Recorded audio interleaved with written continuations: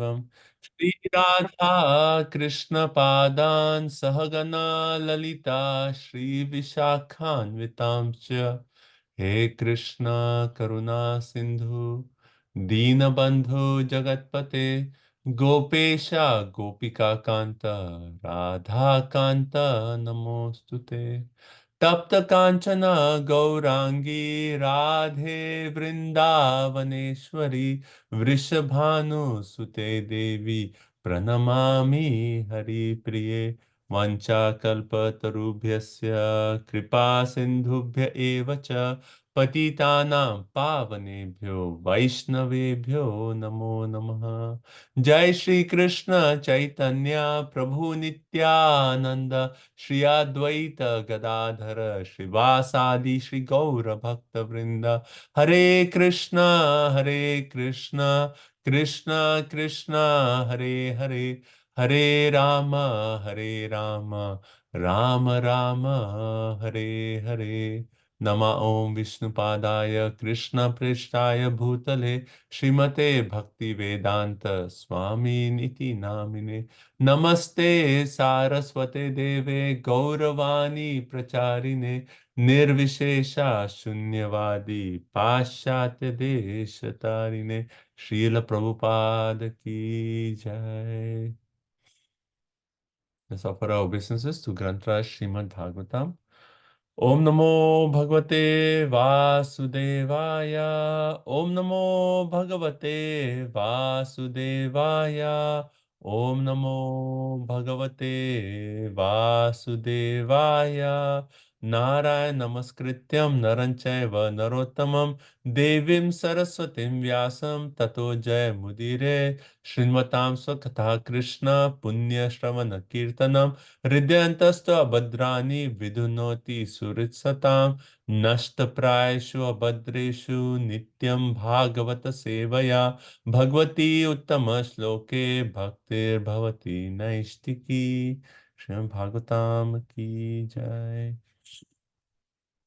सर्वशास्त्राब्धि पीयूष सर्ववैदिक सत्फल सर्वसिद्धांत रत्नाध्य सर्वलौकिक दृक्प्रद सर्वभागवत प्राण श्रीमद्भागवतो प्रभु कलिद्वंतोतितादित्य श्री कृष्ण परिवर्तिता परमानंद पाथाय प्रेम वर्ष अक्षराय ते सर्वद सर्वसेवाय श्री कृष्णाय नमोस्तुते मद एक बंधु मद संगीन मद गुरुन मद महाधन मद निस्तारक मन भाग्य मद आनंद नमोस्तुते असाधु साधु तादा इन अति नीचोत ताकरा हाना मुंचा कदाचिन माम प्रेम न हृत कंथयो स्फुरः।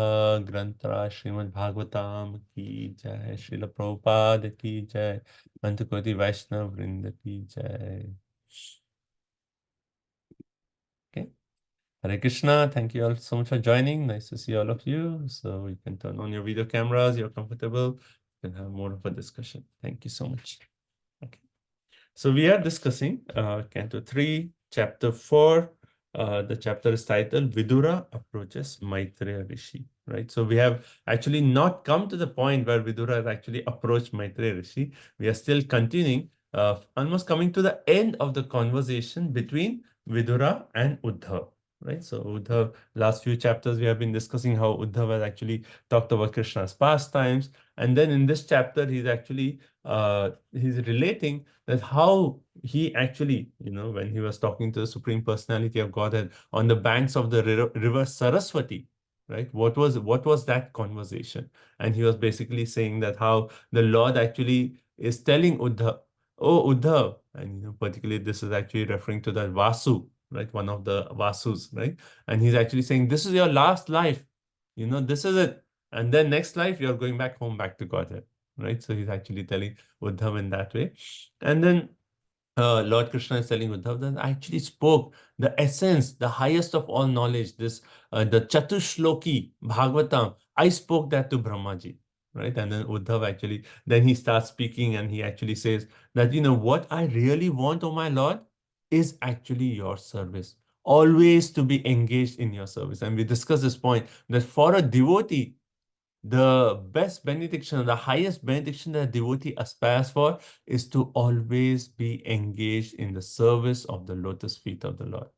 And Uddhav is actually saying, I don't need any of the perfections of dharma, artha, kam, moksha, nothing. All that is very easy for devotees to get. What I really need is always keep me engaged in the service of your lotus feet. Right? And then he actually glorifies Lord Krishna by pointing out the contradictions in him. So we discuss this point in detail, that how devotees see these contradictions in the Lord, that the Lord, that though he has like no desires, he has nothing to do, but still he actually acts. Right? And then though he's Aja, he's always unborn, he takes birth. And so many different contradictions we read, and we read that how the devotees actually see these contradictions as glories of the Supreme Personality of Godhead. Right? And then after that, Uddhava has requested Krishna that please speak this Chatushloki Bhagavatam, but please, and he's saying, don't just stop at that. I want to hear more. Please explain that how these contradictions in you can actually be understood.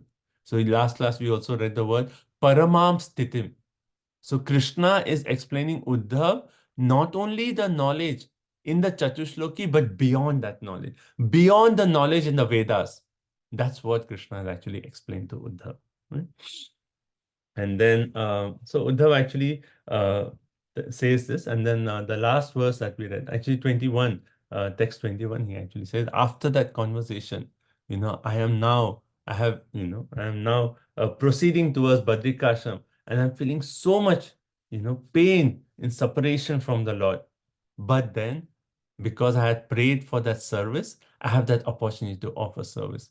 And it's a service that mitigates separation.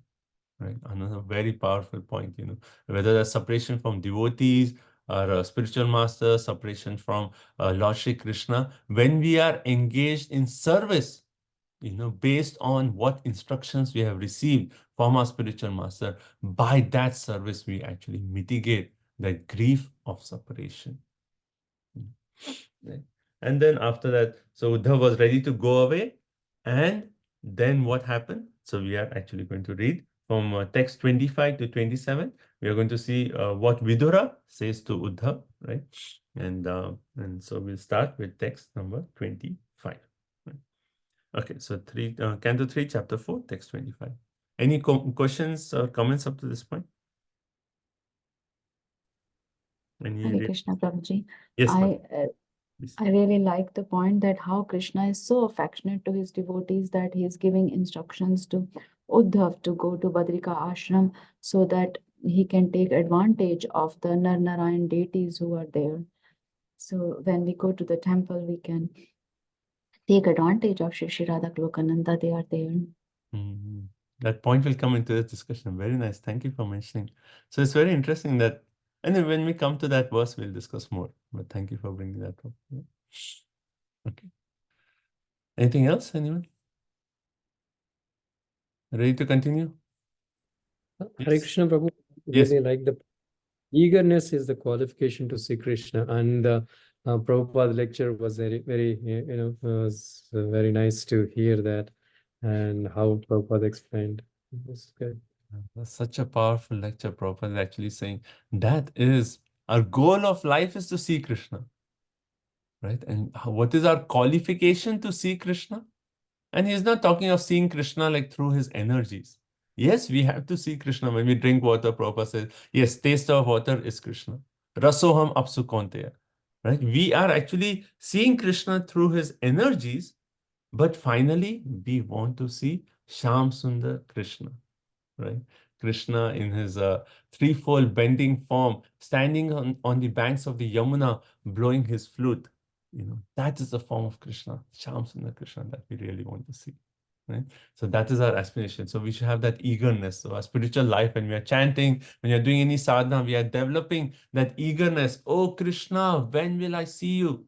Right? Morae Abhilash, Vilas Kunje Diyovas, Nayanehe Ribo Sada, Yugal Ruparasi. Nayane, through my eyes, when will I see that Yugal Rup? So that is our aspiration, our prayers, our eagerness. Thank you, Prabhu. Okay. Anyone else? Any other thoughts? Okay, so let's continue. Text number 25. Vidura Uvacha Jnanam Param Svatmaraha Prakasham Yadaha Yogeshwara Ishvaraste Vaktum Bhavanor Hati Yadhi Vishnur Britya Svabrityartha Kritascharanti. Translation: Vidura said, O Uddhava, because the servants of Vishnu, the Lord, wanted in the interest of serving others, it is quite fit that you kindly describe the self-knowledge with which you have been enlightened by the Lord Himself. Right. So in the text 24, so let me just, in text 24, there's actually the word that we discussed, that when Vidura, like hearing, Vidura actually hearing that how Uddhava has received all this knowledge, he actually approached Uddhav and he questioned him with the word. What was the key word that we discussed last time? Anyone remembers? And we said that we should serve our Guru in this word. And it comes even in Nectar of Devotion, it'll come later in third canto. What is that Yeah. word? How should we serve one spiritual master? Vishrambhena Guruse. Vishrambhena. Yeah, that's the word. So that's, we saw in text 24 that how did Vidura approach Uddhav with that Vishrambhena, with that mood of Vishrambhad, right? So out of confidence that yes, this personality Uddhav has so much love and devotion for the Supreme Personality of God. Now I have directly witnessed that. You know, when Uddhav was starting to speak, Vidura saw how he was feeling so much ecstasy that he couldn't speak for 48 minutes. So he has seen how Uddhav has so much love. He's feeling so much separation from the Lord, and how Krishna personally, of all personalities, has instructed Uddhav as the last before departing. So he has known that Uddhav has so much love. So he's approaching Uddhav with that Vishrambhena, with that confidence, with that faith, and with that mood of intimacy, right? And he's actually asking me, please instruct me, right? And then further he's actually making the point in text 25. He actually says, Vidura Uvacha, Jnanam Paramam, right? So we actually already read that point, that what kind of knowledge did Krishna give Uddhav? Paramam Sthitim, right? It is knowledge beyond the Vedas. It is actually the most confidential knowledge. So Jnanam Param, that transcendental knowledge, Swa Atma, regarding the self, right? And then Raha. What is Raha? Raha is actually referring to the word Rahasya. Right? In Bhagavad Gita, we have the word Rahasya. Right? Krishna uses the word Rahasyam hi etat uttamam. Oh, Arjun, I'm going to reveal this Rahasya, this secret, this most confidential knowledge. So here, the word Rahasya is actually referring to the mystery, the most confidential knowledge, Prakasham. You please enlighten me. So Vidura is saying, oh Uddhav, you please enlighten me with this transcendental knowledge, which is actually most confidential. Right?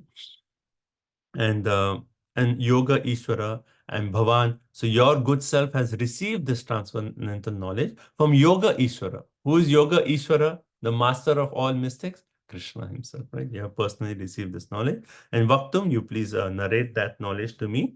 And then the next word is actually very, okay, so Vaktum, Bhavan, no, Rehati, Yad Dish, Vishnu. Okay. Yeah. So the next phrase, Vishnur Britya Swabritya Artha Krita Charanti. It's very nice, you know, this entire phrase. So Vishnur Britya Swabritya. So what is Britya? Britya Swabritya. Servant, right? So he's actually saying here, Vishnu Britya. Who is Vishnu Britya? The servant of Lord Vishnu. That's the devotees of the Lord, right? So the servants of Lord Vishnu, Swabritya. Artha Kritaha. They actually charanti, they travel all around for what? For the benefit of other living entities, to actually enlighten other personalities and make them servants of the Lord. You know, or another way of understanding this is these devotees, these intimate devotees of the Lord, this Vishnu Britya, they actually travel to make devotees, and they actually become gurus for those who are actually ignorant. Example, Srila Prabhupada. Srila Prabhupada traveled all around the world, but what was he doing? He was actually enlightening people, making them devotees of the Lord. And in that way, to actually make them devotees of the Lord, he actually accepted them as his disciples.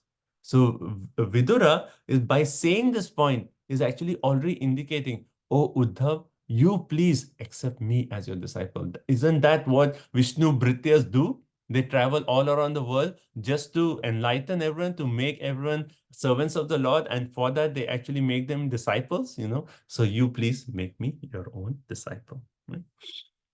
So Prabhupada in the purport elaborates. He says, servants of the Lord are actually servants of the society. Right? So this conviction should be there in each one of us. Normally, when people consider, if someone is doing like a lot of charity work, he's opening hospitals, or people travel to different villages to open wells, and people say, oh, he is the real servant of the society. He's doing so much charity work. He's feeding the poor, he's doing this, he's doing that, and they consider. But actually, the real servant of the society is actually these Vishnu Bhrityas. Why? Because they are traveling all around the world, not only extinguishing the immediate problem, not only like dealing with the immediate problem, but they are giving the ultimate solution to all problems of existence. And Prabhupada in the purport, if you see, he enlightens, they enlighten people in transcendental knowledge. They are interested in imparting knowledge of the relationship of the jiva with the Lord, the activities in that relationship, and the ultimate goal of life. What is these 3 points we are referring to? Sambandha Videya Prayojana. Sambandha Abhideya Prayojana. Right? Chaitanya Charitamrita makes a point that entire Veda's knowledge is what? To understand the Sambandha, the Abhideya Prayojana. So when these Vishnu Bhrityas, they travel everywhere, they are actually enlightening people that, oh, Jivera Swarup hoy, Krishnera Nityadas. Right? The first thing, that we are all servants of Krishna. Then how do we engage in activities of bhakti? And what is our Prayojana? What is our final goal?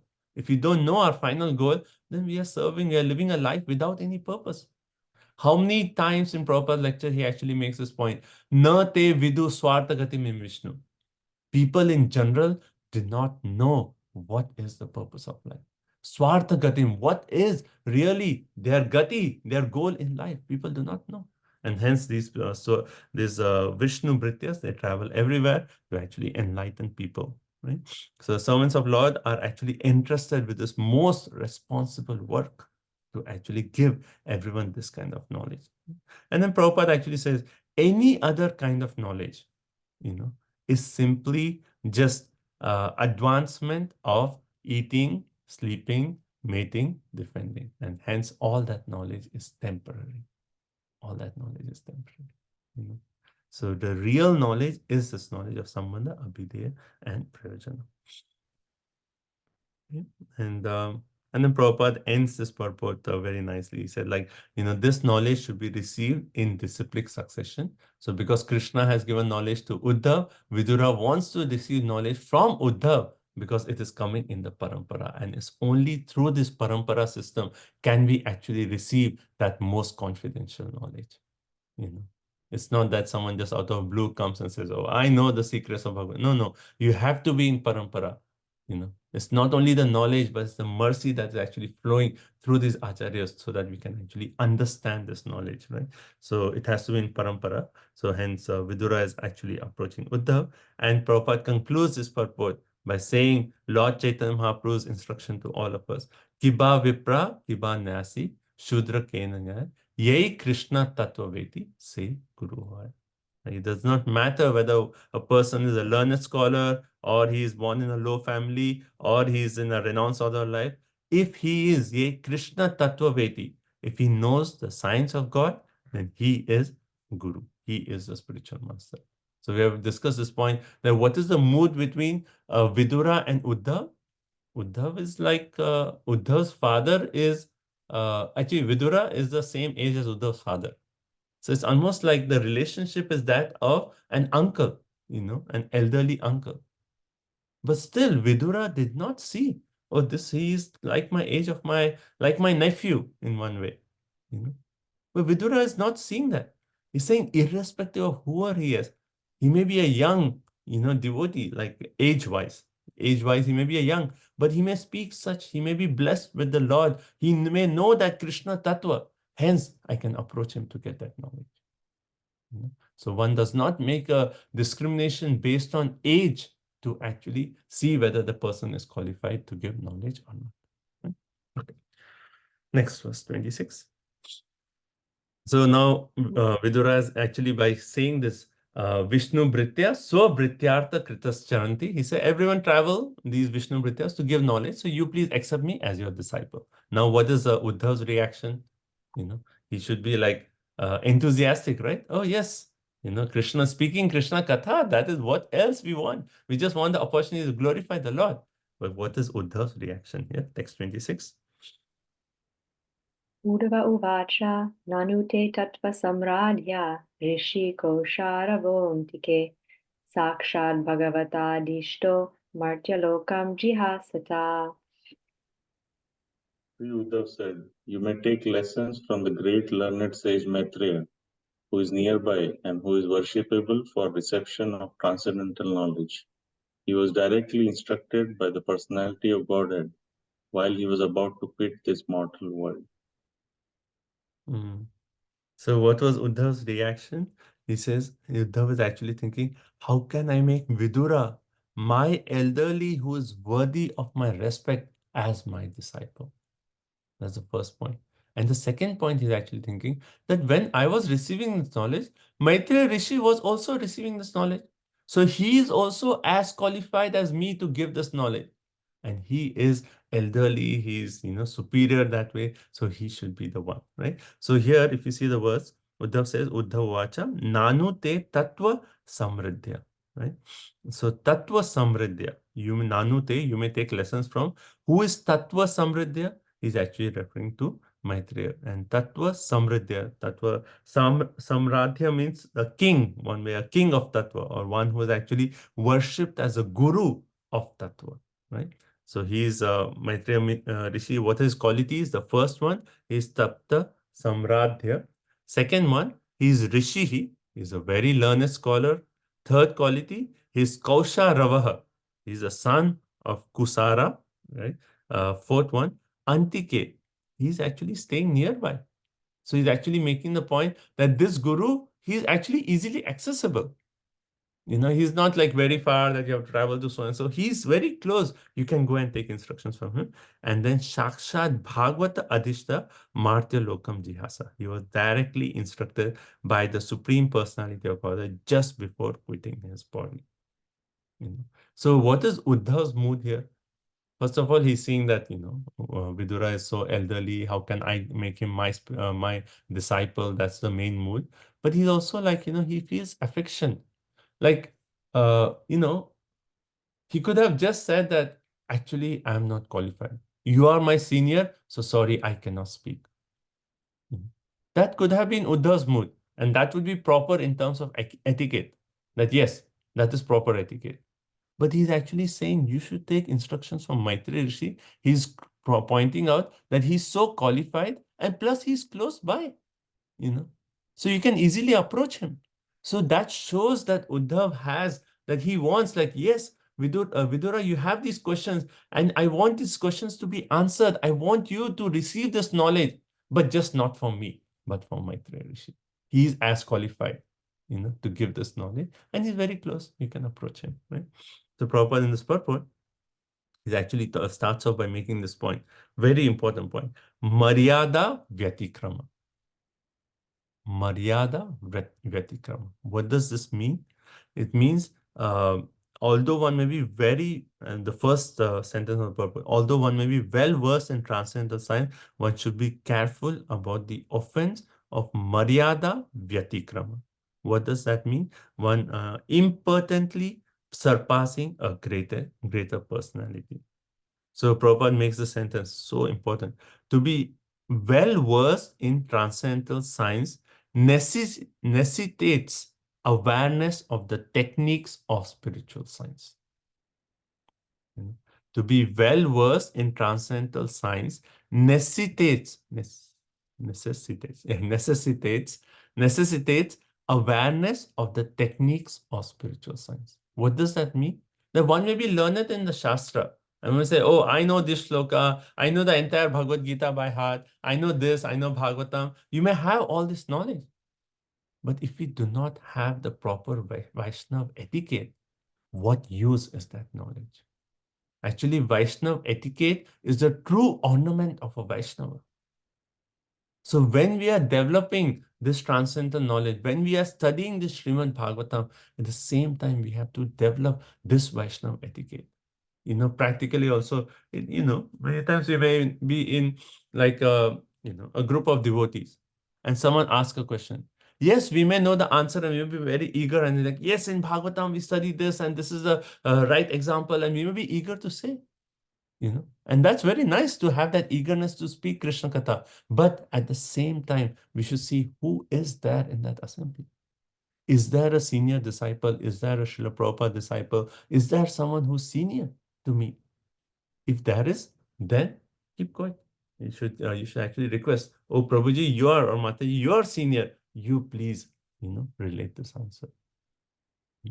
But if that senior person says, no, we want to hear it from you, then you actually take blessings from that senior person. That you are senior to me, but since you are giving me this instruction to speak, I seek your blessings, and by your blessings, you please empower me to speak. That is Vaishnava etiquette. Not that, oh, I know this, and this shloka is this shloka is this. And what is the use of our knowledge if it's actually not making us humble from the heart, where we are not realizing what is proper Vaishnava etiquette? Right? So we can memorize this one sentence of Prabhupada. To be well versed in transcendental science, it necessitates awareness of the techniques of spiritual science.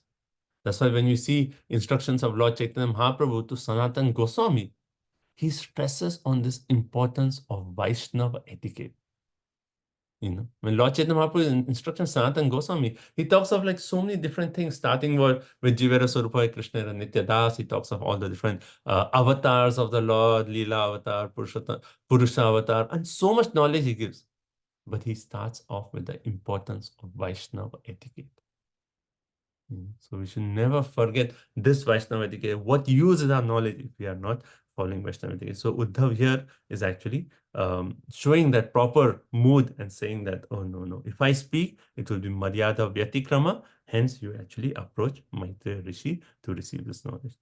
So Prabhupada says in the purport, the rule is that in the presence of a higher personality, one should not be very eager to impart instructions, even if one is competent and well-versed. Even if one is competent and well-versed, in presence of a higher personality, you actually, seek blessings to receive that knowledge from that personality. Right? Okay. Right. Okay. So is this point okay?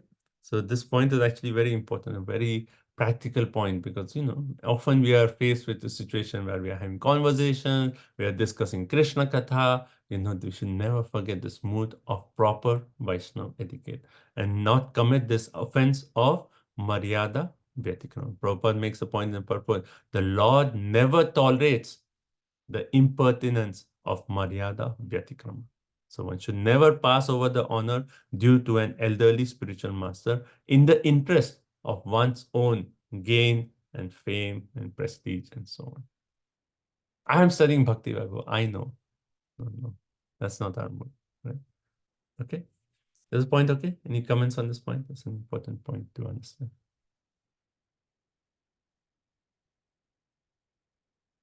Anyone wants to share any examples or any realizations about this point?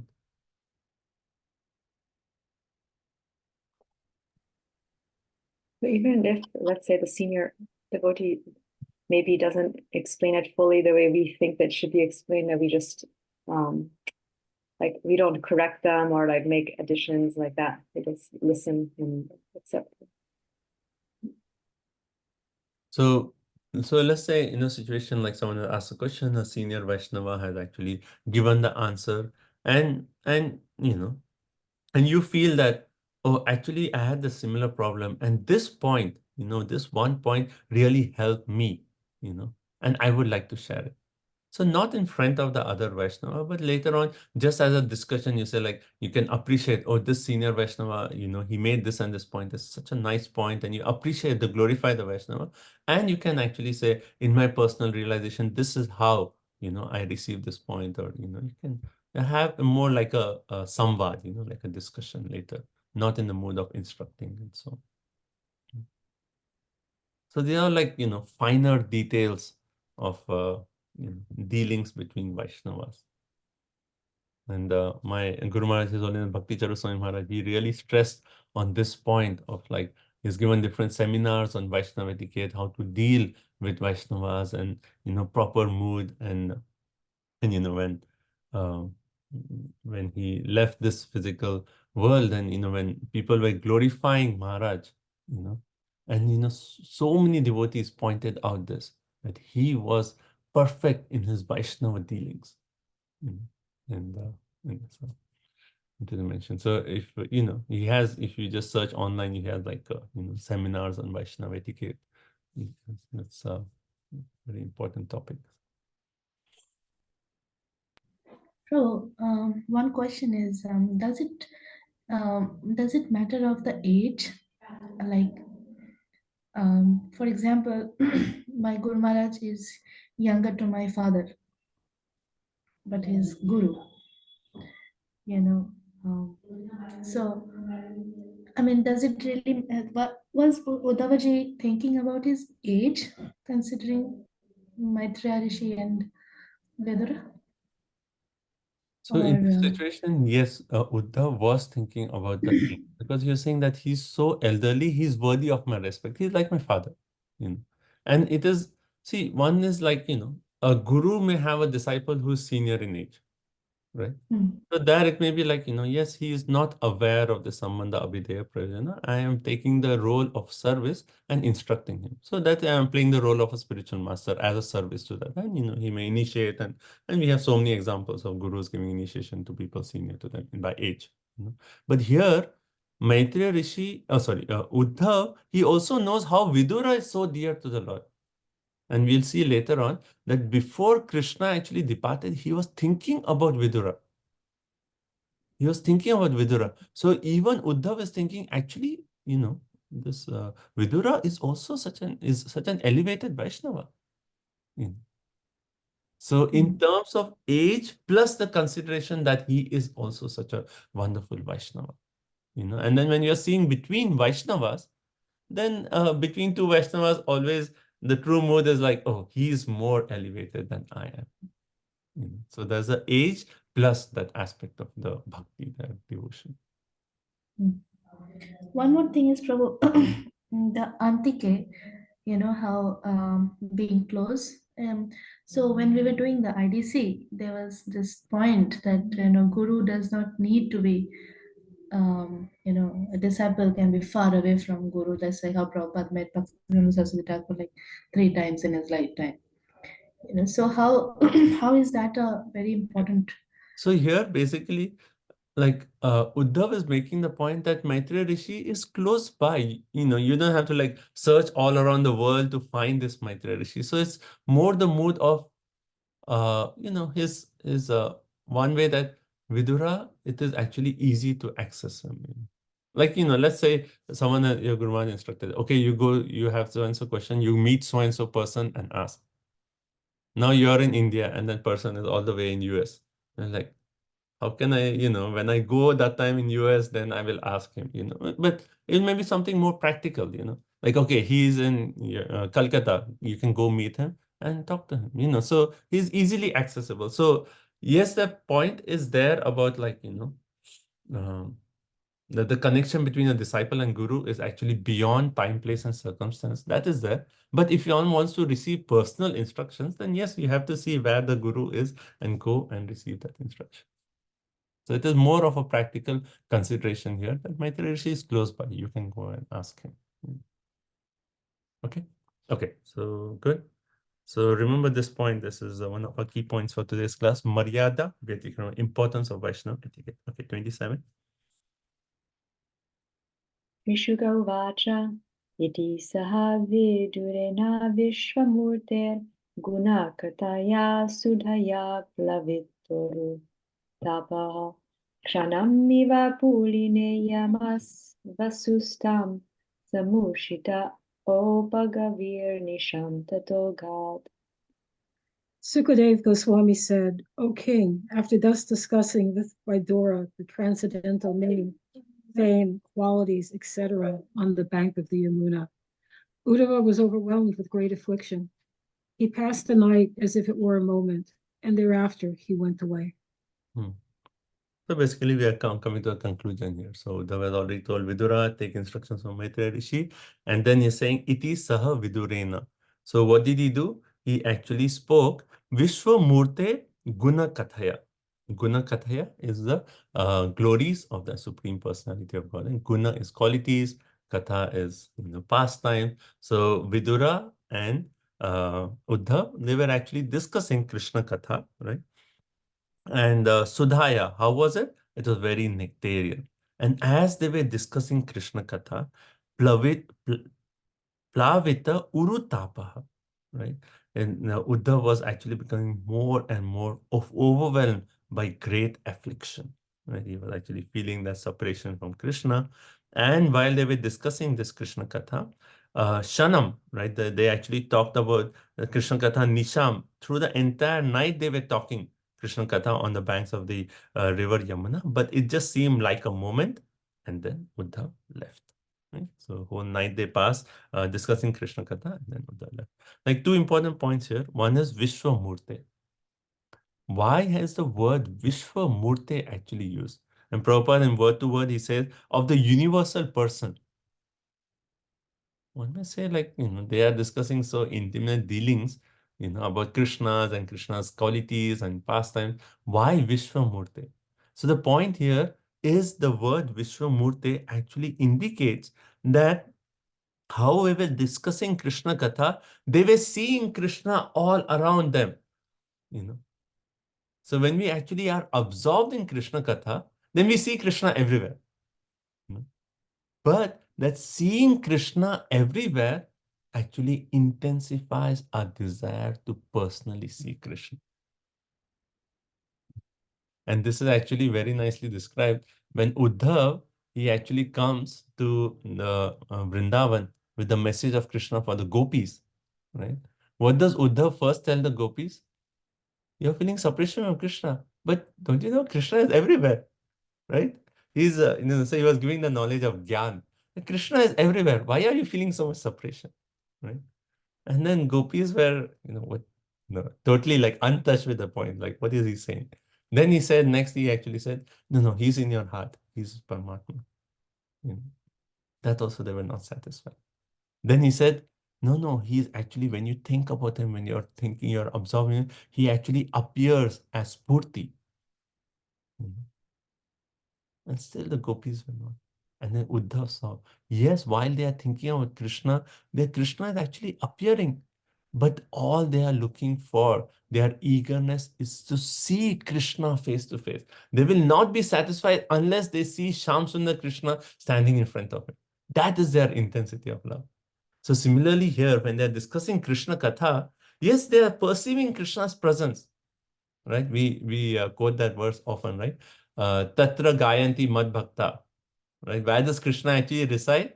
Where the devotees are discussing Krishna Katha. So yes, Krishna was present and they were feeling the presence, but yet that was actually increasing their eagerness to see Krishna face to face. Right? So hence that Uru Tapaha, right? They were overwhelmed with great affliction. And the second point here is when we are deriving taste in Krishna Katha, and I'm sure everyone has this experience. Sometimes you hear these classes, it's so nectarian, and it's almost like, I don't want to see my watch because you don't want the class to end, it is so good. Like, especially like we often have this experience when we go to Govardhan, especially sitting in Govardhan, and we have these we attend Govardhan retreat, and then classes are going on, and each class is normally like 2.5 hours, and while the class is going on, we're just like fearful to look at the watch because we know it's supposed to start at certain time and it's going to around end at certain. We don't want to look at the watch because it's so wonderful, so nectarian that you don't want it to stop. So here, the entire night just seemed like one moment for them, right? And then as we gradually progress in our Krishna consciousness, every time we hear Krishna Katha, we'll be like, oh, this is so nice. I don't want it to stop. You know, we are discussing Bhagavatam, say, oh Krishna, please stop the time so that all my other duties can be on hold so that I can relish Srimad Bhagavatam right now. You know, so gradually we have to come to that point. You know, presently, like, at least for me, like you're studying Bhagavatam and sometimes falling asleep and you know, like, oh, we lost the point. But you know, gradually we have to get a taste in Bhagavatam. We have to become, what do we have to become? Bhuvi Bhavuka, right? What is the 1.1.3? Right? Bhuvi Bhavuka. We have to become relishers of the rasa in the Srimad Bhagavatam. That every moment we are just like reading Bhagavatam, like, oh, this is so nice, Krishna. Please stop the time. I just don't want to leave Bhagavatam. I want to just absorb myself in Srimad Bhagavatam. Right? Okay. Okay. Now that is this text 27. Now the next section is text 28 to 32, where we are going to discuss Uddhav's special role after the disappearance of the Lord, right? So now the point is like everyone is leaving. We already read about how Yadavas have left. We are reading how Krishna is leaving, except for Uddhava. Everyone is leaving. How will Uddhava bear that separation? What is Uddhava's special significance that he is the only one left and everyone else has gone? Right? So that is our next section, 28 to 32. So let's continue. Rajovacha Nidhanam upagateshu vrishnibojeshu adhirata yutapeshu mukhya satu katam avishta udavo yad dharirapi tatyaja akritam triyadishaha. So who is Rajovacha here? Parikshit Maharaj. Yeah, so we are going back to Parikshit Maharaj. Yeah, great. Who is next? Translation. Hare Krishna Prabhuji. Yeah. Yeah. The king inquired at the end of the pastimes of the Lord of the three worlds, Sri Krishna, and after the disappearance of the members of the Vrishni and Bhoja dynasties, who were the best of the great commanders, why did Uddhava alone remain? Right, so this question Parikshit Maharaj is asking. Everyone, now we have read about the, in particular this verse actually says, Nidhanam upagateshu Vrishni Bhoja. All the Vrishnis, all the Bhoja dynasty, and Nidhanam upagateshu. So one translation of this is Nidhanam means, destruction, right? So after destruction of the Vrishni and the Bhoja, right? Now Adhirata Yuta Pa Yuta Peshu. The best of the great commanders among them. And he is actually the Mukhya, the chief of them, the Uddhav, right? Uddhav was actually the best of all the great commanders. Then Katham Avashishtaha. Katham means how? How is it that he is the only one who is remaining, right? Hari api tat yaje. So you see Bhagavatam, every word is actually so important. Why is the word Hari used here? Would anyone like to say? It could have been any other word of Krishna. But why? What is the meaning of Hari? Who takes away? Who takes away our suffering. So now the point, even Parikshit Maharaj, when asking the question, he's saying Hari. Hari is the one who takes away everyone's suffering. So why is he not taking out the suffering of Uddhav, who's feeling so much pain of separation from Krishna, right? So Hari. And then Tri Adhisha. He is the Lord of the three worlds. We discussed this before, right? Why is Krishna called Tri Adhisha? What are the three? Tri Adhisha, the Lord of three. What are the three? Three gunas, then Three three gunas? purushas, Yeah, okay. Three Purusharthas. and three shaktis, Aladini, Samved, Sandhini, Okay. Yeah. There's so many three, and right? Satchidananda also. Okay, three And Shaktis, yeah, external, internal, marginal, okay. And then also like Bra- one may say higher planetary system, middle planetary system, lower planetary system. Right? So that way the But Lord not is the, who's that? Brahmajyoti Paramatma, Bhagwan. no. I don't think we discussed that before because Bhagwan is Krishna himself, right? So There's a we see the Lord of threes, so we can consider three Purusha avatars, the Lord of the higher planets, middle planets, the lower planets, the Lord of the three gunas, right? Sattva guna, Raja guna, Tamo guna, the Lord of the three Shaktis, the external energy, the marginal energy, the internal energy, and so on. So three Adisha, right? So the Lord of threes. Now, another meaning, which is Vishwanath Chakravarti Thakur, he actually says, what does Nidhanam Upagateshu? Right? So Prabhupada also explains this. Upa means what? When we say Upanishad, right? What is Upa there? To actually be close to, right? Upanishad means when a disciple is staying close to the Guru and receiving the knowledge. Upa means close, right? So when you see here, when you use the word Upagateshu, these Vrishni and Bhoja, Upagateshu, they went close to Krishna. They went close to Krishna. So we don't talk about destruction. They are associates of the Lord. How can they be destroyed? So hence Prabhupada in the purport, he also says, Ni Dhanam. Dhanam means opulence. Ni means highest. They actually attain the highest opulence. Right? So we how can we say that these associates of the Lord, will actually face Nidhanam, destruction? It's not possible. They are direct associates of the Lord. How can they face destruction? Right? So hence Nidhanam. Ni means the highest opulence, and Upagateshu. They actually went close to Krishna. Right? That means they enter the Aprakat Lila. Right? So when they all enter the Aprakat Lila, how come Uddhav is the only one who is actually left behind? And also, another point Prabhupada says is Upagateshu. They attain the Lord. And Prabhupada says, because they had no attraction for opulence of any planets of this material world, they actually directly went back to the spiritual world.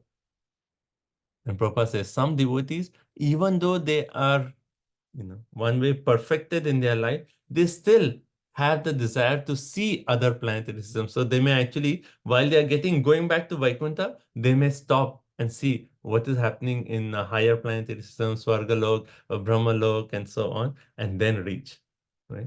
But these associates, they had no attraction for opulence of any planets of the material world, hence directly Upagateshu, back home, back to God. So that should be our mood. We don't care what is there in Swargaloka, Tapoloka. Back home, that's it. We want to enter Vrindavan. That's our perfection. That's it. No other desire, right?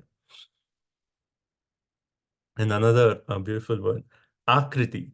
Akriti, right? So Prabhupada said Vishwanath Chakravarti Thakur is actually explaining this word Akriti. Akriti means signal, right? So Krishna signal Uddhava, right? So A means complete and Kriti means transcendental past time. Since the Lord is identical with his transcendental body, there is no question of his changing or quitting his body. Right. So we discussed this point, how the Lord seems to take his birth and leave his body, but the pure devotees very well know that the Lord is actually, he's just like the sun, right? We give the example of the sun. Right? Now, Prabhupada makes a point. It is necessary, therefore, for the serious students of Srimad Bhagavatam to follow the notes and comments of the great acharyas like Jiva Goswami and Vishwanath Chakravarti. So one way, Prabhupada has given us everything in the purports. But in maybe someone can search this in the first canto, there's also a verse where Prabhupada actually makes this point in the purport, how it is important for us to study the commentaries of the previous acharyas. And here again, explicitly, there's very few places where Prabhupada is explicitly making the point. But here he's actually using the word akritim, right? How the Lord pastimes are akriti. It is never ending. It is always going on.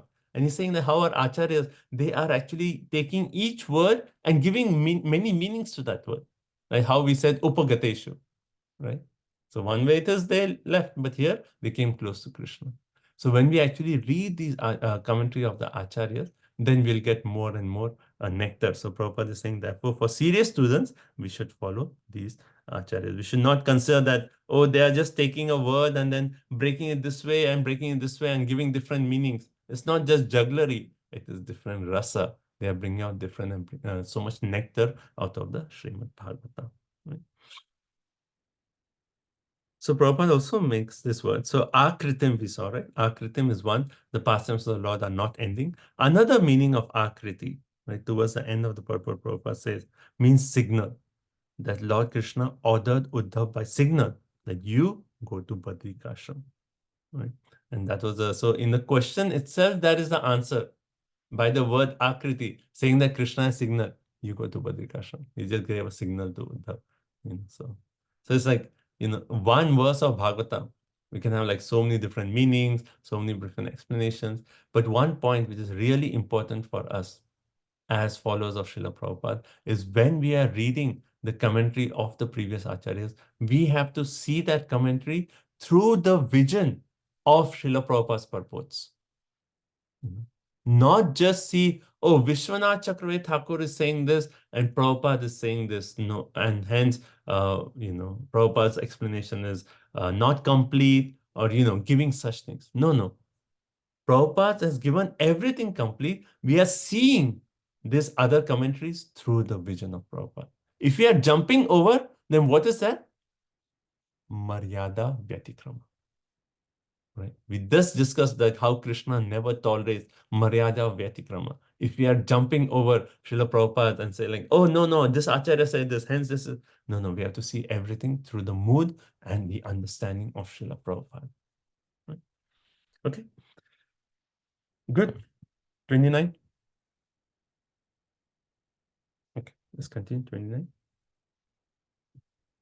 Vishuddha Uvacha Brahma Shapa Padeshena Kalena Mogavanchitaha Samritya Swakulam Spitam Tvakshyandeham Achintayat. Hare Krishna. Sukadev Goswami replied, my dear king, the cursing of the Brahmanas was only a plea, but actual fact was the supreme desire of the Lord. He wanted to disappear from the face of the earth after dispatching his excessively numerous family members. He thought to himself as follows.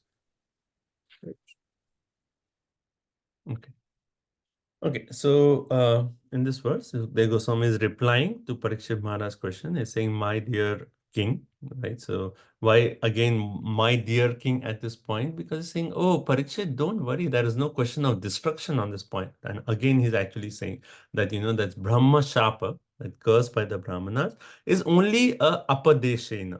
It is only a plea. It is only a show. It is not real. It was, it was all arranged by the Lord. It's only a drama or a pastime, right? It is not real. Kalena Amogha Vanchita. Vanchita. It is all the desire of the Lord himself, right? It is all the supreme desire of the Lord. And Kalena Amogha.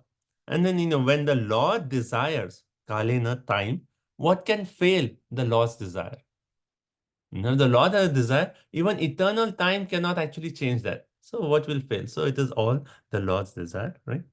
And then Samritya Swakulam. So he actually closed his own family, and numerous, put in spitam, like so many different, Yadus and Bhojas and all those dynasties. He actually wanted to close their pastimes, and Deham, he actually closed his own pastime. So when he was closing his own pastime, Achintya, he actually thought as follows. So next verse, Krishna will reveal his thinking. Right? Where else do we see like Krishna after when he was finishing his pastime, he was thinking something?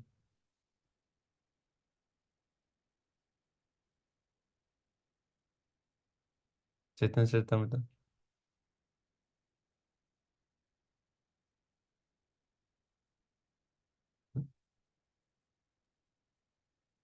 What Chaitanya is thinking, how will people enter these pastimes?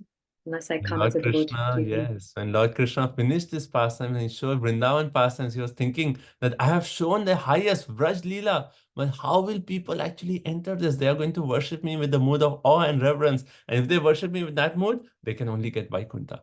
How will they ever get? So even Lord Krishna is thinking. So here we have another Lord Krishna's thought in the next verse is revealed, right? So in this purport, you see this purport, elaborate purport, and Vishwanath Chakravarti Thakur is also giving an elaborate purport to this. And why is he actually giving this purport so elaborately? Because the word actually used deham. Deham, universal form, where the Lord was actually giving up, tyakshan deham. Now, one may say the Lord is giving up his body. Bhagavatam is saying Lord is giving up his body. Is that true? As soon as you say the Lord is giving up his body, that means there is a difference between the Lord and his body. That is Mayavad philosophy. And how can Srila Prabhupada tolerate, something that some Mayavad may get an opening to say that, oh, see here it says Tyaksham Deham. Hence Mayavad has an opening to, no. Our Acharya Srila Prabhupada cannot tolerate that. And hence, to actually explain that, the entire purport and Vishwanath Chakravarti Thakur is actually using just on these two words, Tyakshan Deham, right? Now, Prabhupada is actually making the point, right? So Prabhupada mentioned there's a great controversy among the non-devotees or Mayavadis about the disappearance of the Lord, and Jiva Goswami elaborates on this in Krishna Sandarbha. Now, Prabhupada is giving an explanation to this. How do we understand this? Tyaksham, Deham, right? And he says the Lord has so many different forms. Advaitam, Achyutam, Anadim, Ananta Rupam, right? We know Ananta Rupa, so many forms of the Lord. But when the Lord, he personally appears, all the forms of these personalities, these avatars, they enter into the Lord. Vasudeva expansion, Sankarshan, Pradyumna, Aniruddha, everyone enters into the Lord. And then the Lord actually, he shows his different pastimes. And then when it is time for him to leave, then all these different expansions, one way, they kind of leave the Lord, and then the Lord goes back into Goloka Vrindavan, right? So, anyway, another reference to this is Akrura, right? When Akrura was taking Krishna and Balaram out of Vrindavan, right? When he actually went to take bath in the Yamuna, right? And why was he taking bath in the Yamuna? Because he was thinking like, oh, these gopis are all crying so much. I have committed an offense. I should be clear of all my offense. And he was taking bath. But when he actually went inside Yamuna, Krishna and Balaram were actually sitting on a chariot. But he went inside Yamuna, he again saw Krishna and Balaram. And he saw like the entire, the Vaikuntha planets, and the whole description is there.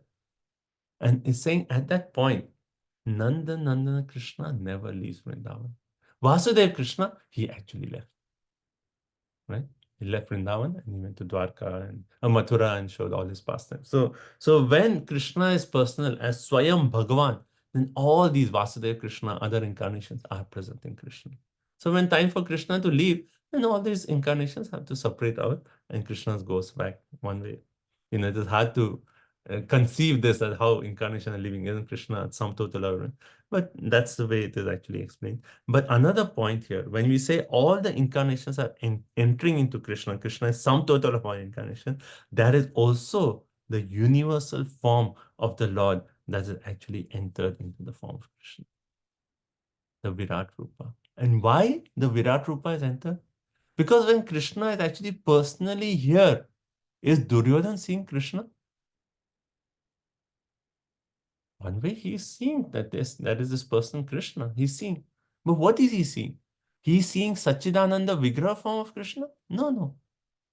For those who are non-devotees, Krishna is showing them one way, the universal form, his universal form. Right? So how Krishna says in Bhagavad Gita, Naham Prakasha Sarvasa. I don't reveal myself to everyone. But when Krishna is personally showing pastime, those who are atheists, non-believers, to them he's showing his form like a universal form, made of different material elements. So when Krishna, when he says Deham Tyajit, when he left this universal form and he went back into the spiritual world. So to explain this point, Acharya is giving such an elaborate commentary. Right? Okay. Okay. Another point that Prabhupada is mentioning here. Anyway, so let's see. Is this point okay? These two words. Vijay Mati, you have a question? Yeah, What is yes, point? Prabhuji. Yeah. Prabhuji, when it is written in the purport that he left his universal form, I was not able to understand it because the universal elements are still there, even if Yeah. Krishna has. Yes. So universal elements are still there, but when Krishna is leaving and going into the Aprakat Leela or going into Goloka Vrindavan, will those universal elements go with Krishna? No, they are earth, water. That's here for this material world. So he left them here and then he went into entered into the spiritual reality. Thank you, Prabhuji. It's clear. Prabhuji, why when Krishna comes, they enter into Krishna? Why? Because this form of Krishna is Swayam Bhagwan Krishna. He is the original source of all the incarnations. So we know this from Bhagavatam. Which shloka? Paribhas Sutra of Bhagavatam. Ete Chamsa Kalapumsham Krishnastu Bhagavan. Right?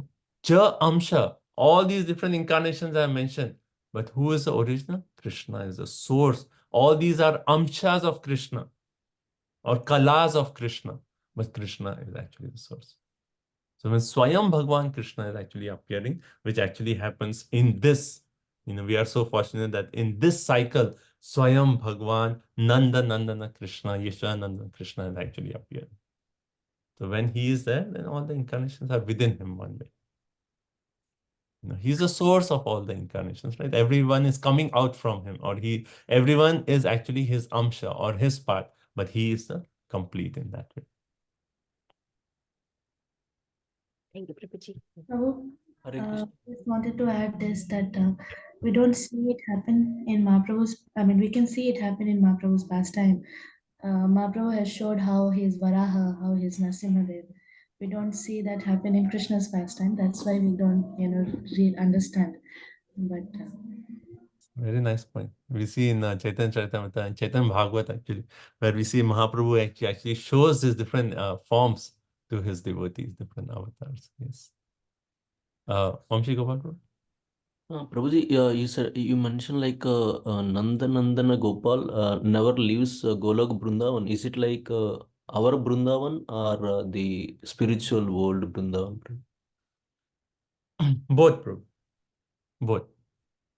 There's Okay. no difference between the Bhauma Vrindavan and Goloka Vrindavan. So Nanda Nanda Krishna, particularly when I'm making this point, is here. I was referring to Bhauma, but even he never leaves Goloka Vrindavan also. But Bhauma Vrindavan, he actually never leaves. Right? When who goes to Mathura, who goes to Dwarka, it is an expansion of Krishna, Vasudev Krishna, not Nanda Nanda Krishna. He never takes one. Vrindavan Paritajya Padam Ekam Na Gachati.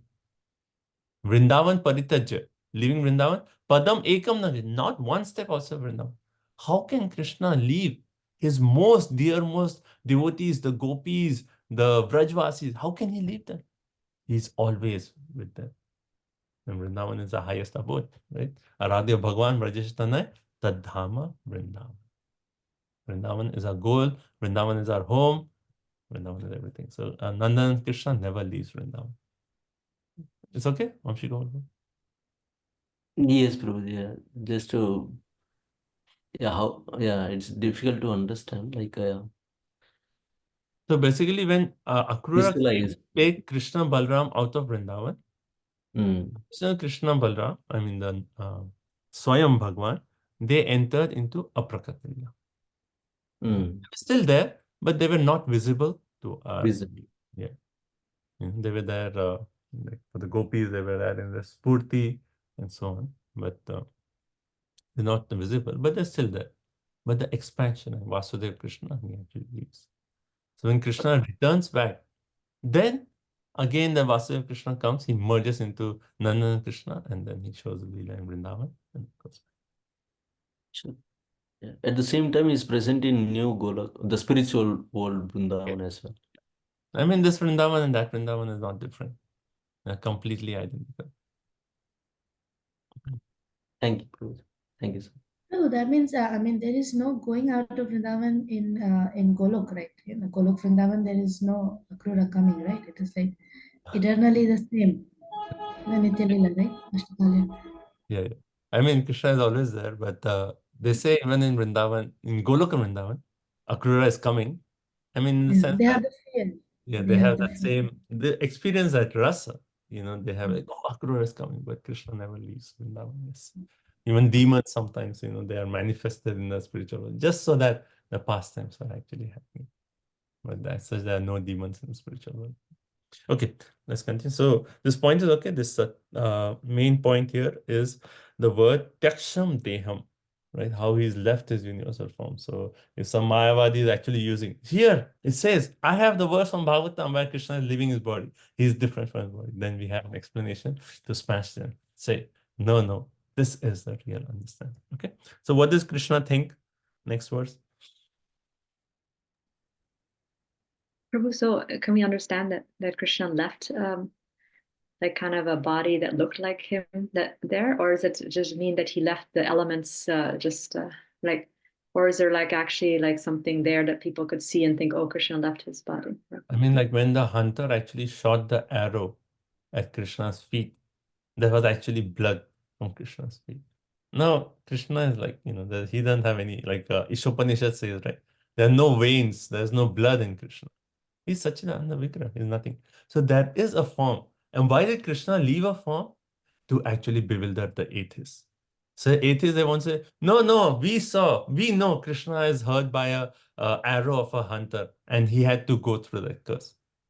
And Krishna is like, that's what you want to believe? Okay, yeah. So Krishna is that way leaving a form. Yeah. But just to bewilder the atheists. Atheists, that's what you want? Okay, here. I will give you room for your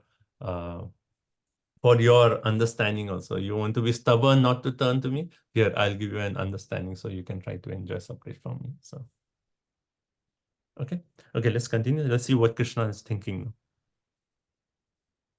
So if you see Vishwanath Chakravarti elaborate purport to this, again explaining the point I just made. Yeah, okay, continue. Text 30.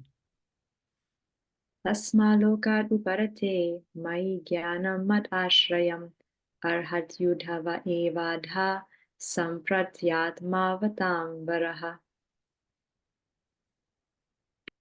Now I shall leave the vision of this mundane world, and I see that Uddhava, the foremost of my devotees, is the only one who can be directly entrusted with the knowledge about me. So here it says Asmat Lokad Uparate. When actually I disappear from this earth, Mai Jnanam, that Jnanam about me, Mad Ashrayam, that knowledge concerning myself, who is qualified to actually give this knowledge? Arati Uddhava Eva. Where we see Eva, Naste Eva, Naste Eva, Naste Eva. Eva, only that person, only Uddhav, right? Arati, only Uddhav is actually qualified. Why? Because he is Atmavatam Varaha. He is the best of all devotees. He is the foremost of all devotees. So only one who is actually directed, entrusted with knowledge from me can actually speak that knowledge to others. So he's actually saying Uddhav is the only one who really knows my glories. Beyond that is what is given in the Vedas. That most confident on Uddhav is the only one who actually knows. So that's what Krishna is actually thinking. Right? And then in the purport, Prabhupada is actually saying how this knowledge, Mad Ashrayam, Mad, Man Mana Bhava Mad Bhakto, we mentioned this last time. 6 times Mad, right? Mam. So it is about Krishna directly, Swayam Bhagwan, Krishna, right? And who can know that? Bhagavad Tattva Vijnana, only those who are Bhaktyamam Abhijanati Yamanyachas. Tattvata, only those who are devotees of the Lord. Now, okay. Now towards the last of the purport, the last sentence, right? So Prabhupada says, one who is transcendently advanced, a beautiful point, can gain direct inspiration from the temple deity. And thus a devotee of the Lord always takes shelter of a recognized temple of the Lord in order to make tangible advancement in transcendental knowledge by the grace of the Lord. You know? So one who is advanced, like Prabhupada is clearly saying, one who is transcendently advanced. So for those advanced devotees, when they actually go in front of their Ishtadev, Radha Golokananda or Radha Madhav, any of these deities, when they go in front of their Ishtadev, then the deities speak to them. The deities actually give them inspiration from within. They get direct inspiration from the temple deity. And we have stories of Srila Prabhupada, right? Like Prabhupada going to a temple, taking darshan of the deities, and then calling the pujari and saying, who is washing Krishna's plate? They are not washing it properly. I mean, Prabhupada has just come into a temple and he's seeing the deities and saying, like, someone is not washing Krishna's plate properly. Go tell him that he should wash the plate. How is Prabhupada know all this? Like, and so advanced devotees, when it comes from the deity, they're directly conversing with the deity. And then this time, I'll tell a story since it's 8:15, right? Okay. So this time when we are in Vrindavan, there's this pujari of this temple, Radha Damodar, not the one in Vrindavan, but the one in Radha Kund. So, the 7 main temples of Vrindavan, they are also there in Radha Kund. Because deity is from Vrindavan, they went to Radha Kund, so you have the 7 temples. So there's one Radha Damodar, it's just opposite Lalita Kund. But there's a pujari there, and His Holiness Satchidananda Swami Maharaj was actually narrating that he went to a temple, and when he went, he saw that pujari was directly talking to a deity. And not just like, whimsically or he's pretending or anything. But he could actually see that there's a conversation going on. And that pujari was actually responding. Like, it was almost like the deity says something and like, okay. Like he was actually responding. And Maharaj saw this and then he said like, oh, it's a very intimate moment between the pujari. So he just stepped back. He stepped back. And anyway, this conversation, Maharaj saw this. And then after that, on Bahulashtami, the deity took him on the day of Bahulashtami. And it was like, so, anyway, the whole, like a story of like how he actually, he went on Bahulashtami, he went in the morning 3 a.m. to take bath in Radha Kund. And that's it at the time. It said that he slept and then he left.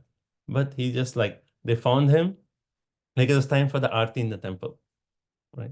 And they said like, where is the Baba, the Pujari? He's not here. Then they started looking and they found him in Radha Kund. He was offering obeisances like this and he was filled with Radha Kund jal back home, back to Godhead. So fortunate, so fortunate.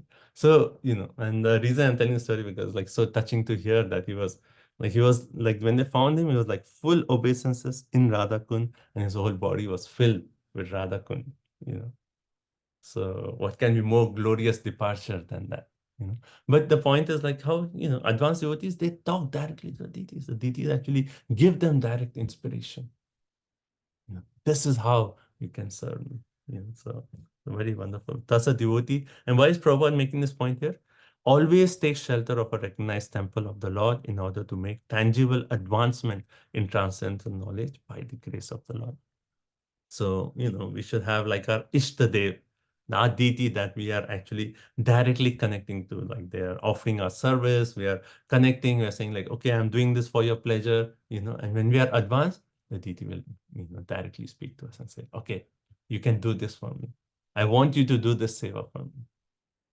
Like how Madhavendra Puri, I want you to go all the way to Puri to get sandalwood for me because my body is still hot. These are deities are actually, but transcendently advanced, only for advanced devotees. Right? You have to aspire for that stage. Right? Okay. So Prabhupada is actually mentioning this point because Uddhav also, he's going to Badrikashram to actually take shelter of Nar-Narayan Rishi. One way it is he's going to take shelter of Nar-Narayan Rishi, the deity is there. But other way, he's going to Nar-Narayan Rishi to give them knowledge even beyond that knowledge of the Vedas. So Krishna is actually saying, Uddhav, you have so deep knowledge of me, so confidential, that you go, you give to Nar-Narayan Rishi and all the sages who are there. So devotee is actually going to a deity and giving something more confidential. And that's what Krishna is wanting Uddhav to do. And he's saying, Uddhav, only you are most qualified to do this. Okay, next verse, 31. No dhavon vapin manyu no yad gunar nardita prabhu ato mad vayunam lokam grahayan ihatishtatu. Uddhava is not inferior to me in any way because he is never affected by the modes of material nature. Therefore, he may remain in this world in order to disseminate specific knowledge of the personality of Godhead. Na Uddhava, right? Anu mat nyunaha. He is not not inferior to me, even slightly not inferior to me in any way. Okay, Uddhav basically is making the point. Uddhav is actually like identical to me. And actually, like even Uddhav was, his form was identical to Krishna.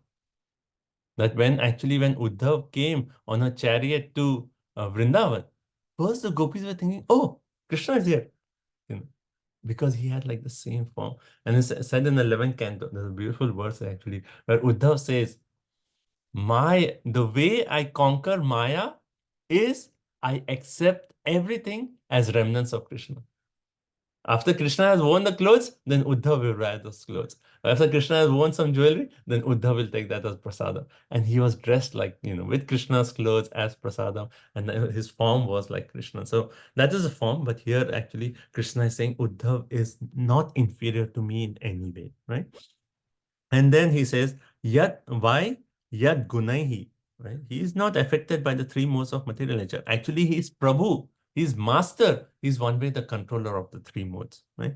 Ataha, therefore, mat vayunam, knowledge of me, lokan grahana, just to disseminate that knowledge about me, right? Iha trishtatu, may he remain in this world. So Krishna is thinking, no one is more qualified than Uddhav. And he is like me. He's not inferior to me in any way, right? And he is, just like I am the controller of the three modes, he is also Prabhu. He is also the controller of the three modes. Therefore, this knowledge about me, let Uddhav actually stay. And particularly here says Lokam, for the benefit of the whole world. Let him stay and give this knowledge to the sages of Badrikashram and Narnarayan Rishi. Okay. So that's Krishna's thinking. And Prabhupada is actually making the point. The specific qualification to be a representative of the Lord is one has to be gunai. One has to be unaffected by the three modes of material nature. Who's qualified to be a spiritual master? One way a spiritual master is one who knows. Ye Krishna Tattva Veti se Guru hoya. That is true. So whatever we know, we preach. Right? But the true, we know that we are just doing the instruction of the Lord. But true spiritual master is one who is actually unaffected by the three modes of material nature. Right? So Prabhupada says the Brahmana is still not the highest qualification. Why? Because he's in the mode of goodness. One has to transcend even the mode of goodness. Which is a verse from Bhagavad Gita where one says that one has to transcend the three modes of material nature. Famous verse, 14th chapter.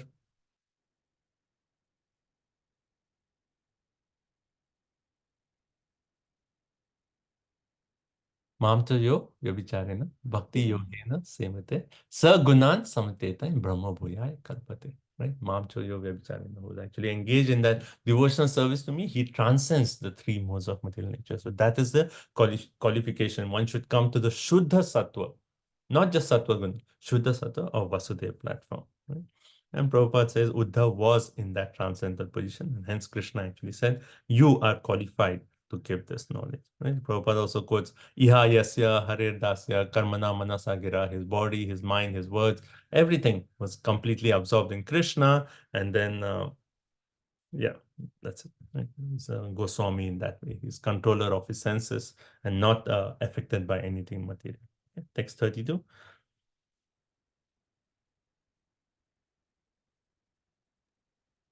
Prabhu, what is the specific knowledge?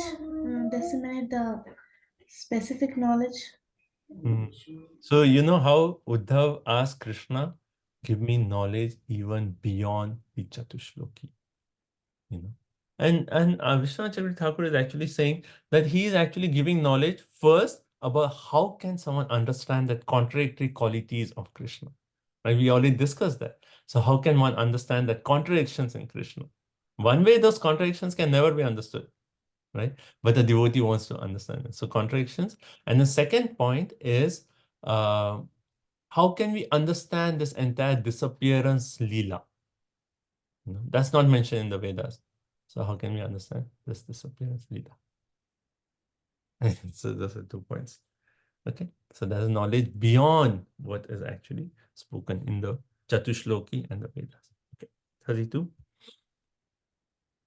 Evam Triloka Guruna Sadishta Shabda Yonina Badaraya Shramam Asadya Harim Ije Samadhina.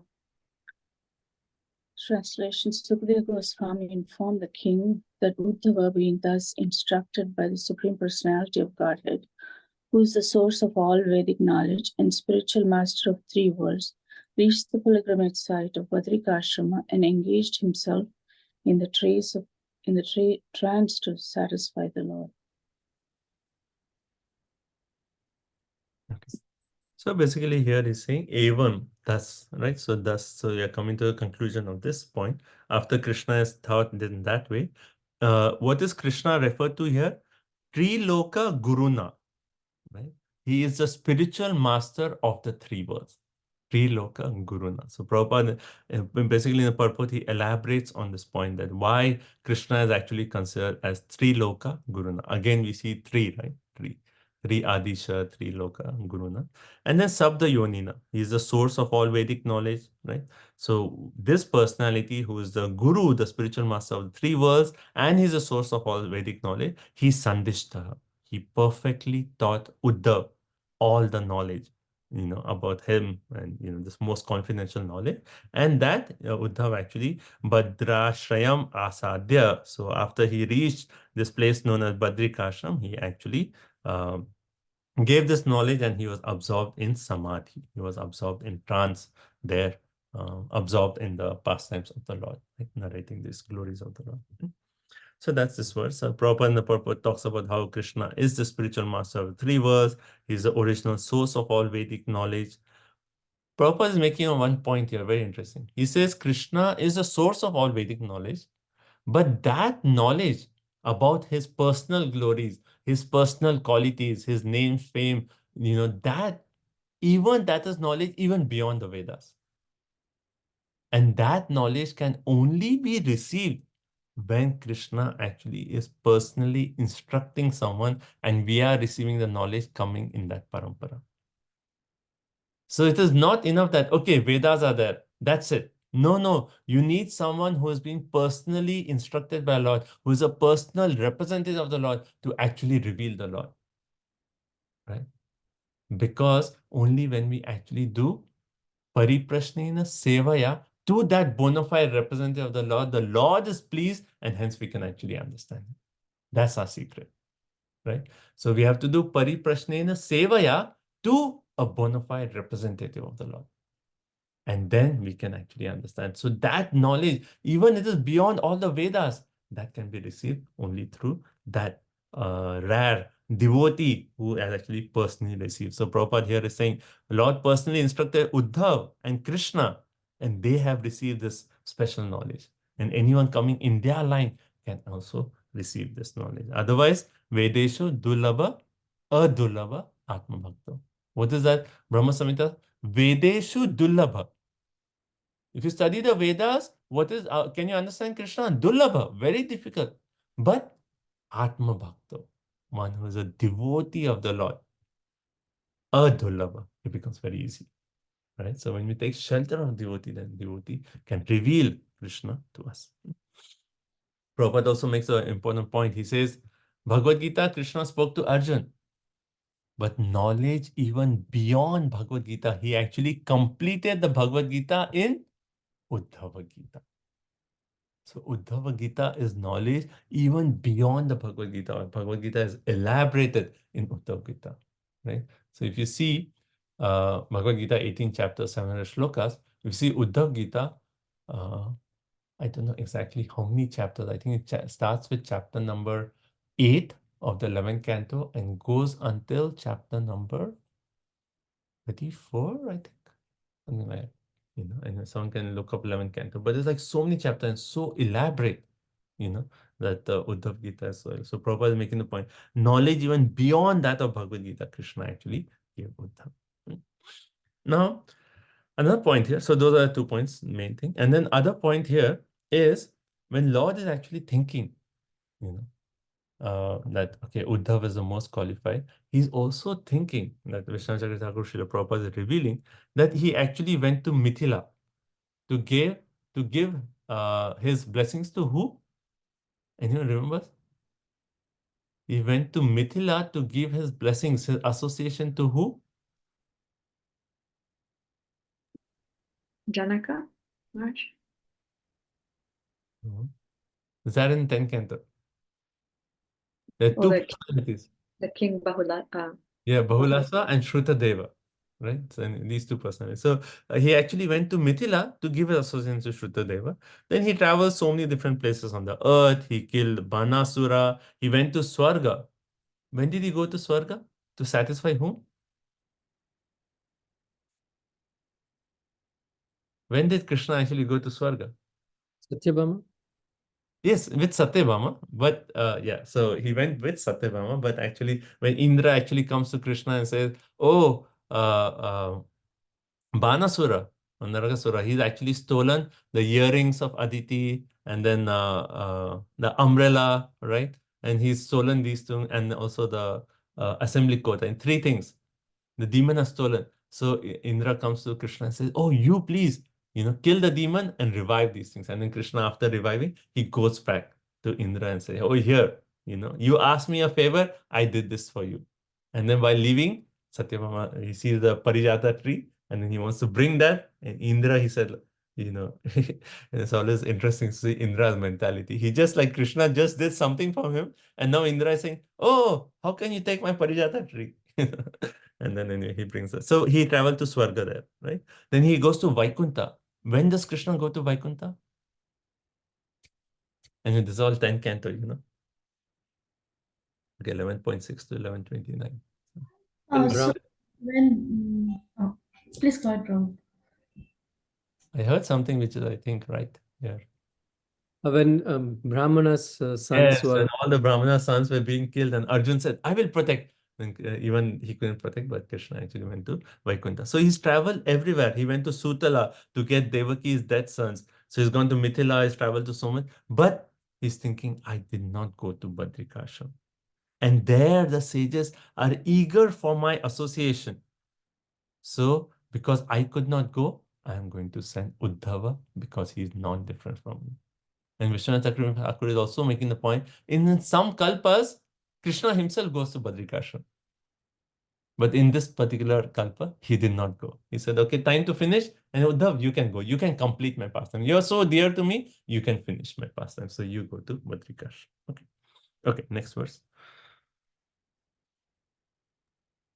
Viduro Pyuduvach Trutva Krishnasya Paramatmanaha Kridayo Vata Dehasya Karmani Shlagitani Cha. Hare Krishna.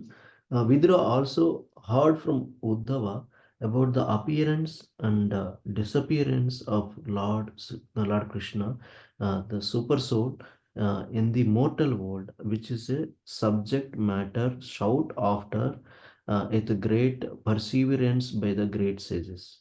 And it's interesting in this verse, if you see word to word, you will see that nowhere is it actually mentioned that this is a subject matter sought after with great perseverance by great sages. Then where did Prabhupada get this? So if you see Vidura, Api, Uddhava, so he actually heard Shrutva, he heard from Uddhava, Krishnasya Param Atmana, about the Krishna, who is a super soul, Kridaya, for the sake of pastimes, Utpata, extraordinarily accepted, Dehasya, he's actually accepted a form to show this transcendental pastimes. That's it. That's what this verse is saying. Right? Then where is Prabhupada actually getting this point? This subject matter is sought after with great perseverance by great sages. Then you have to go to the next verse. So sometimes I'm pointing this out because sometimes Prabhupada does this. To complete the meaning, he's actually taking a point from the after verse and puts it here so that we have the complete understanding. So if you see the next verse, so we'll do the next one also, 34. Go ahead, 34. Dehanyasam cha tasyaivam dhiranam dhairyavardhanam anyesham dushkarataram pushunam viklavatmanam. The Lord's glorious acts and his acceptance of various transcendental forms for the performance of extraordinary pastimes in the mortal world are very difficult for anyone other than his devotees to understand, and for the beast they are simply a mental disturbance. Hare Right. Krishna. So Prabhupada is actually, if you see the first part of this translation is from the previous verse. So one way he's combined both the verses, right? So if you see here, Lord's glorious acts and acceptance of various transcendental forms. That is from 32, right? And then he's actually elaborating for the performance of extraordinary pastimes. That's also 32. And here, how do people see that subject matter? Then he says, Divana Dhairya Vardhanam. Great sages, even when they are actually performing perseverance, right? Pashunam, beasts, Viklava Atmanam, right? Disturbed minds. Duskara Taram. It is very difficult for all these personalities to understand these activities, transcendental activities of the Lord. Right? So what is the main point here? That Vidura heard these most confidential subject matters, and Sukadev Goswami is actually making the point that these activities are not possible for ordinary jivas. Even great sages cannot understand these topics. So very, very confidential, right? So that's what the point is here. Great sages, even after steady increasing perseverance, cannot understand these topics. And what about those who are atheists? Prabhupada called them beast, right? Pashunam, they are like animal-like mentality. When they hear about Krishna's pastimes, then what happens? Viklava. They are just disturbed. Yeah. So people who are simply like animals, just interested in eating, sleeping, mating, defending, when they hear Krishna's pastimes, oh, Krishna is this, Krishna is the supreme personality. He's actually the proprietor of everything. Then those people who are like beasts are like, why Krishna is the proprietor? I work so hard. I did this. I earned this. This is mine. Their minds get disturbed. Right? So that's the verse it says it. So Prabhupada in the purport, we'll discuss both the purports together because it's a similar theme, that this subject matter is actually a mystery even for the great sages, right? And right. Okay. And then Prabhupada makes the point that the Lord never reveals himself to Naham Prakasha Sarvasa, and then Namam Dushkritam Mudha, those who are Mudha, non-devotees, Lord does not reveal himself to them, right? And then Prabhupada also goes 16:20, Asurim Yoni Apanna, Mudha Janmani Janmani, Mam Aprap Yaiva Kaunteya, Tato Yanti Adhamam Gatim, right? That those who never approach Krishna, they actually are put in these lower demoniac species, birth after birth. They are asuras, right? 16th chapter, divine and demoniac. So those are asuras. Right? So anyone who is actually against transcendental loving service of the Lord is an asura. So if you see actually a definition, Prabhupada is making the point. Normally we say asura. What do we think? Oh, he must be someone like Ravana or someone with like horns and like, no. Even that mentality in our heart where we are averse to devotional service to Krishna, that mentality is asuric. That mentality is asuric, right? So it's a beastly creature.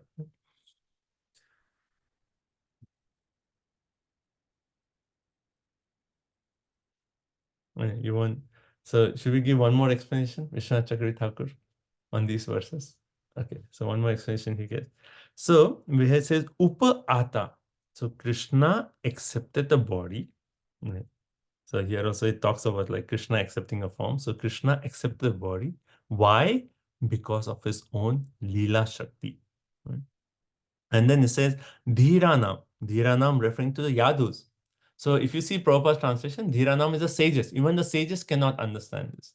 But here, Dhiranam, Vishwanath Chakravarti Thakur is saying the Yadus. And then Nyasam, he entered into Aprakat Leela.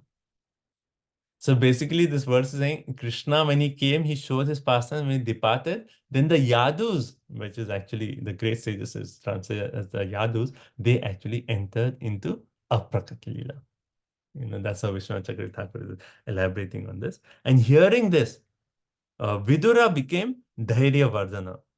He became firm in his heart, or he lost his self-control. That, oh, all these associates have gone back to Krishna in the Aprakat Leela. I am still here. So Vidura is actually feeling that Viklava, his heart is. So you see both the meanings. One is Viklava, is those who are atheists, their mind is disturbed. And Vishwanath Chakravarti Thakur is saying, Vidura, his mind is disturbed because he's thinking that all these associates have gone back with Krishna. I am still left. So how, Bhagavatam is so nectarian. Prabhupada explanation, then Vishwanath Chakravarti Thakur, you can just like relish the nectar of the Srimad Bhagavatam. Okay. Is there a question, Vijayamati? We have 2 more verses, so this is the final, and then we'll take a break. Prabhuji, why is the word Paramatman is used here for Krishna, super soul, in Yeah. verse 33? He's a super soul of the entire world. He's a super soul of the entire mortal world. Let me see any other points. Acharya is not commenting so much. Like Prabhupada says, the word Paramatma is significant in this verse. Okay. So, and the point here, actually, as Prabhupada is actually mentioning, is in relationship with the next verse, where the point is what said, the great sages, even they cannot understand. Common people, they cannot understand. And the whole point is what? Who can understand? Only the Atma Bhakta, the devotees, or those who are serving the pure devotees, they can understand. That's the main point. But the Lord is Parama Atma for whom? Is he Parama Atma only for devotees?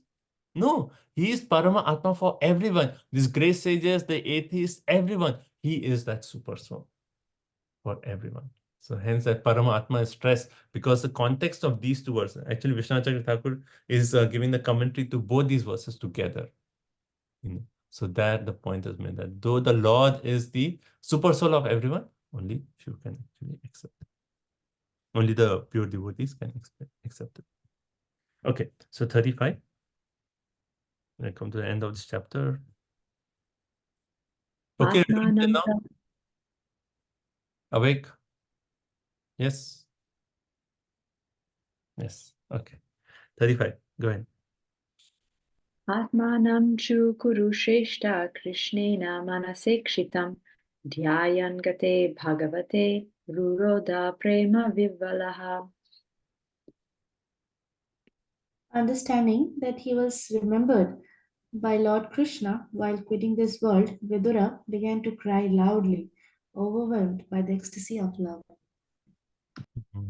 So when Krishna was leaving, he gave instructions to Uddhava, but he actually tells Maitreya Rishi that I'm giving these instructions, you should actually go give this to Vidura. And when Vidura heard that while Krishna is leaving, he's thinking about me. I am such an insignificant person. But Krishna is thinking about me when he's leaving. Then what is his experience? Ruroda. He cried loudly. Prema Vivala. He's overwhelmed by ecstasy that Krishna is thinking about me. And that way Vidura is experiencing this, this deep feeling of Prema Vivala, like love for Krishna.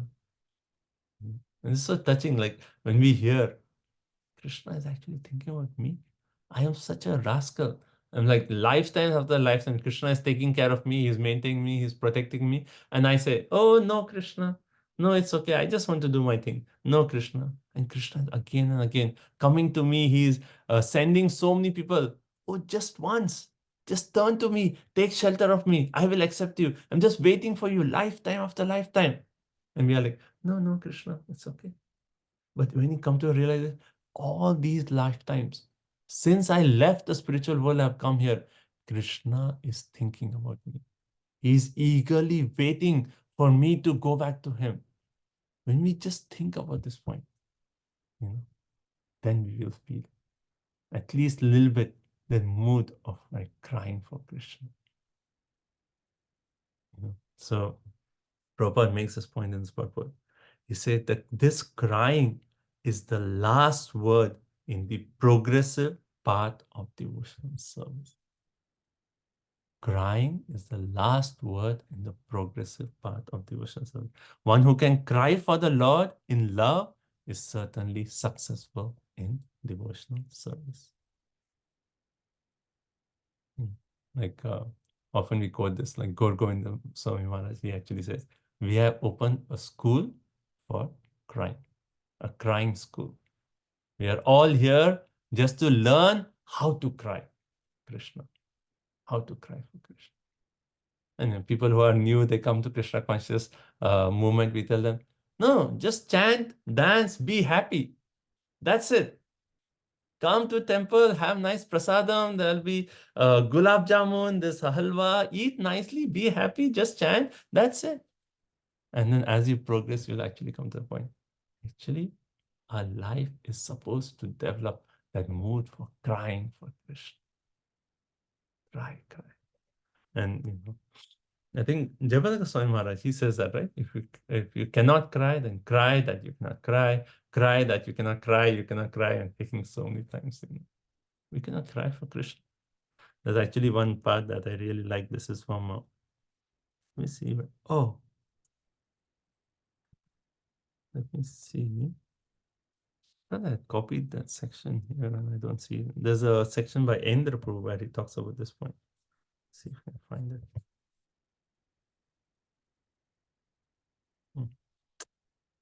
Thought I had it here. Anyway, I thought I'd copied that section from my Endra Prabhu in my notes, but I somehow don't see it. Maybe it didn't get copied, or just give me one. Oh yeah, it's here. I found it. And then I'll post it on the group also. This is from Endra Prabhu. He says, we are virtually living in a realm of ever increasing simultaneous hopelessness and hopefulness. We are living in a world that is hopelessness and hopefulness. And what is the hopefulness? Our hopefulness is based on our expectation of Krishna's mercy. And our hopelessness is based on the realization of the futility of our efforts to express our attachment to Krishna. Futility of our efforts to express our attachment. Our heart is so dry.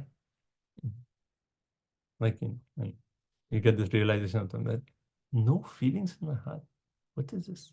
I'm chanting for so many years and heart is just like a barren land filled with weeds, hopelessness. But there is hope from Krishna's side. And when we actually see this combination of hopelessness and hopefulness, therefore one should cry. Because we can't cry based on attachment. If we can't cry for Krishna when we are chanting the holy name, if no tears come to our eyes, then we should at least be crying because we can't cry. Realized by our decrepit, and Endra Prabhu's English also is like, realized by our decrepit, destitute, downtrodden position. And those tears of crying because we can't cry, or are crying because we can't cry, those tears will melt away the hardcoreness of our heart. Our heart is so hard-hearted. But unless we cry from Krishna, cry for Krishna, how will we melt this hard-hearted heart? And those tears will be the beginning of our actual crying for Krishna. And then these two paragraphs are very powerful. I'll post it in a group. You can meditate on these two paragraphs. The Prabhupada here in the purport is saying that crying is the last word in the progressive path of devotion. So one who can cry for the Lord in love is certainly successful in devotional life. Okay, let's just do the last verse. And we can pray that someday we can really cry for Krishna. Really cry for Krishna. Okay, this is the last 36. The last verse. India. Let's just finish this matter. Yeah. We'll open it. Yeah, go ahead. Okay. Kalindya kati bhisidha aho bhir bharatarshadha prapadyanta swapsaritam yatra mitra suto munihi. Right. After passing a few days on the bank of river Yamuna, Vidura, the self-realized soul, reached the bank of the Ganges, where the great sage Maitreya was situated. So basically, this verse is concluding and saying that Vidura stayed for a few more days on the bank of the river Yamuna, and then he actually went to the bank of Ganges, and then he met Maitreya Rishi. So this entire chapter is titled Vidura approaches Maitreya, but the whole chapter is about Vidura and Uddhav, and the last verse is saying he finally met Maitreya Rishi. And the next chapter, we'll see Vidura's conversation with Maitreya Rishi. Okay, so that's chapter 4 of third canto, and we'll start with chapter 5, but let's see realizations, comments, questions, any points. That is your take-home points in your sadhana, in your spiritual life, and we'll take a break after that. Go ahead. Divinity, you saying something? True. So as we have discussed about this crying aspect, but you know how we are, the society is more of a Ghoshtanandi. Okay, so we are mainly, yeah, thank you.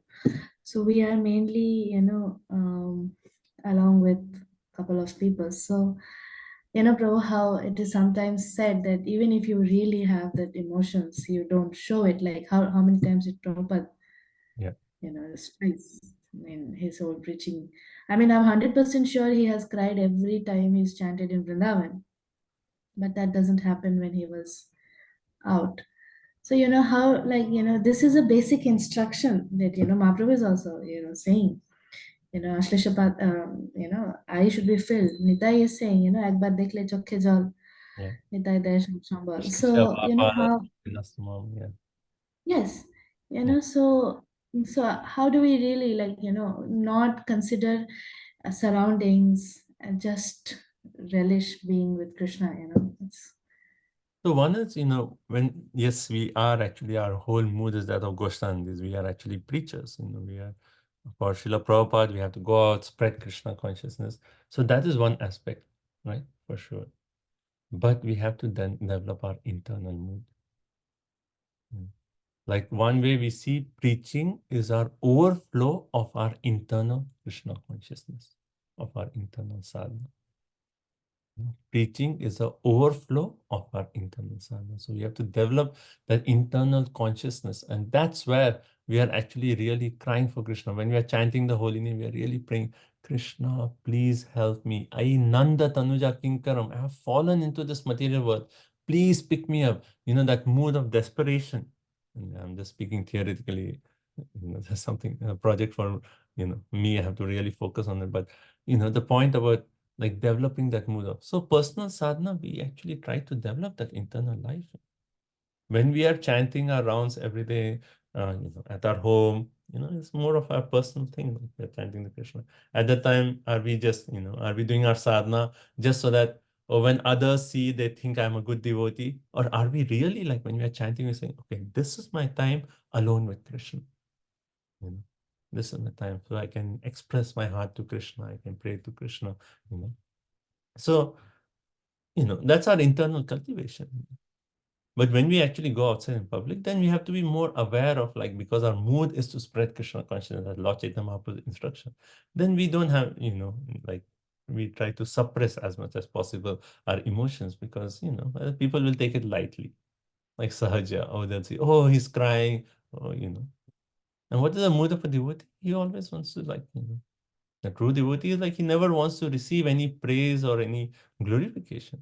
So he tries to suppress any emotion in public. But internally, you know, one expresses his heart, you know. So we have to, like, when you go to the dham, we recharge. That's our time with Krishna. We really, like, you know, try to bring out those emotions. We really say, like, what is in my heart? What do I really want? What am I praying for? You know, like, bring out that internal mood, you know. Because if we are not focusing on our internal mood and we are just doing external activities, then, you know, where is the transformation? like how Srivas Thakur, he was so unconscious of his surroundings that, you know, he was rolling in the assembly of Devananda Pandit, you know, he did not understand it. But I want to share I with mean that point about Srivas Pandit, and when we see, like, you know, that's like uncontrollable. So uncontrollable that, you know, like we don't want to do it, but it's like how Prabhupada actually cried, right?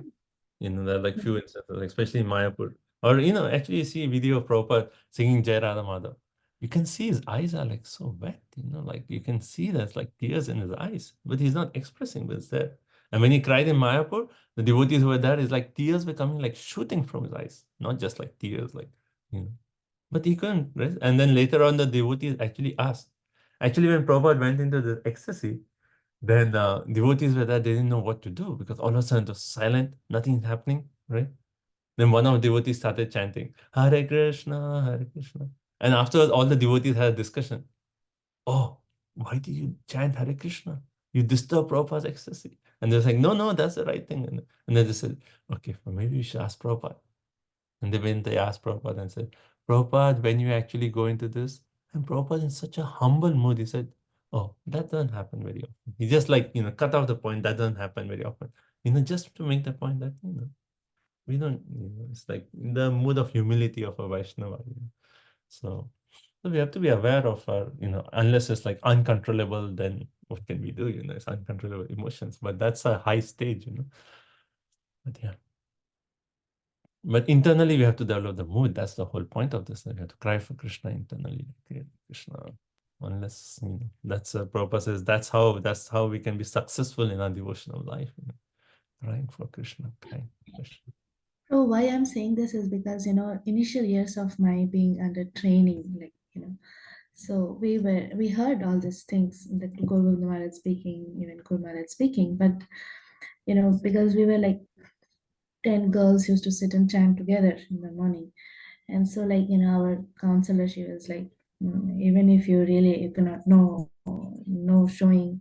So that was like a little hard at that point. I really have certain emotions, and just because of my surrounding, I'm not free to. So Yeah.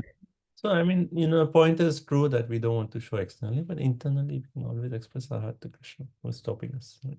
So, thank you, Mother. Okay. Any other points, realizations from this entire class today, up to this point? From the whole chapter, actually, chapter 4. Prabhuji, Maryada Vyatikramana is the biggest takeaway for me, to always be conscious about the Vaishnavas present in the surrounding and learn from them. And even if you know something, you don't have to jump and say these things. Yeah. And also this crying, and I like the point of your preaching as the overflow of your internal mood. That's so beautiful. Thank you. Thank you so much. Anyone else? Any other realizations? Any other points from today's class? Probably like the situation of Uddhava we see here, like Hanumanji, like when Lord Ram went and he told Hanumanji to stay back. So Vidura's condition is like that of the Uddhav's condition. Oh, sorry. Yeah. Uddhav's is like. Yeah. Yeah. And the 2 points I was thinking, like the 2 examples, like it is said, even the person is younger in the age, but he became devotees accepted him. So example is like for the Bhagavatam itself, like Sukdev Goswami is younger to all the assembled sages there, but then he was being accepted by all the sages to read Bhagavatam.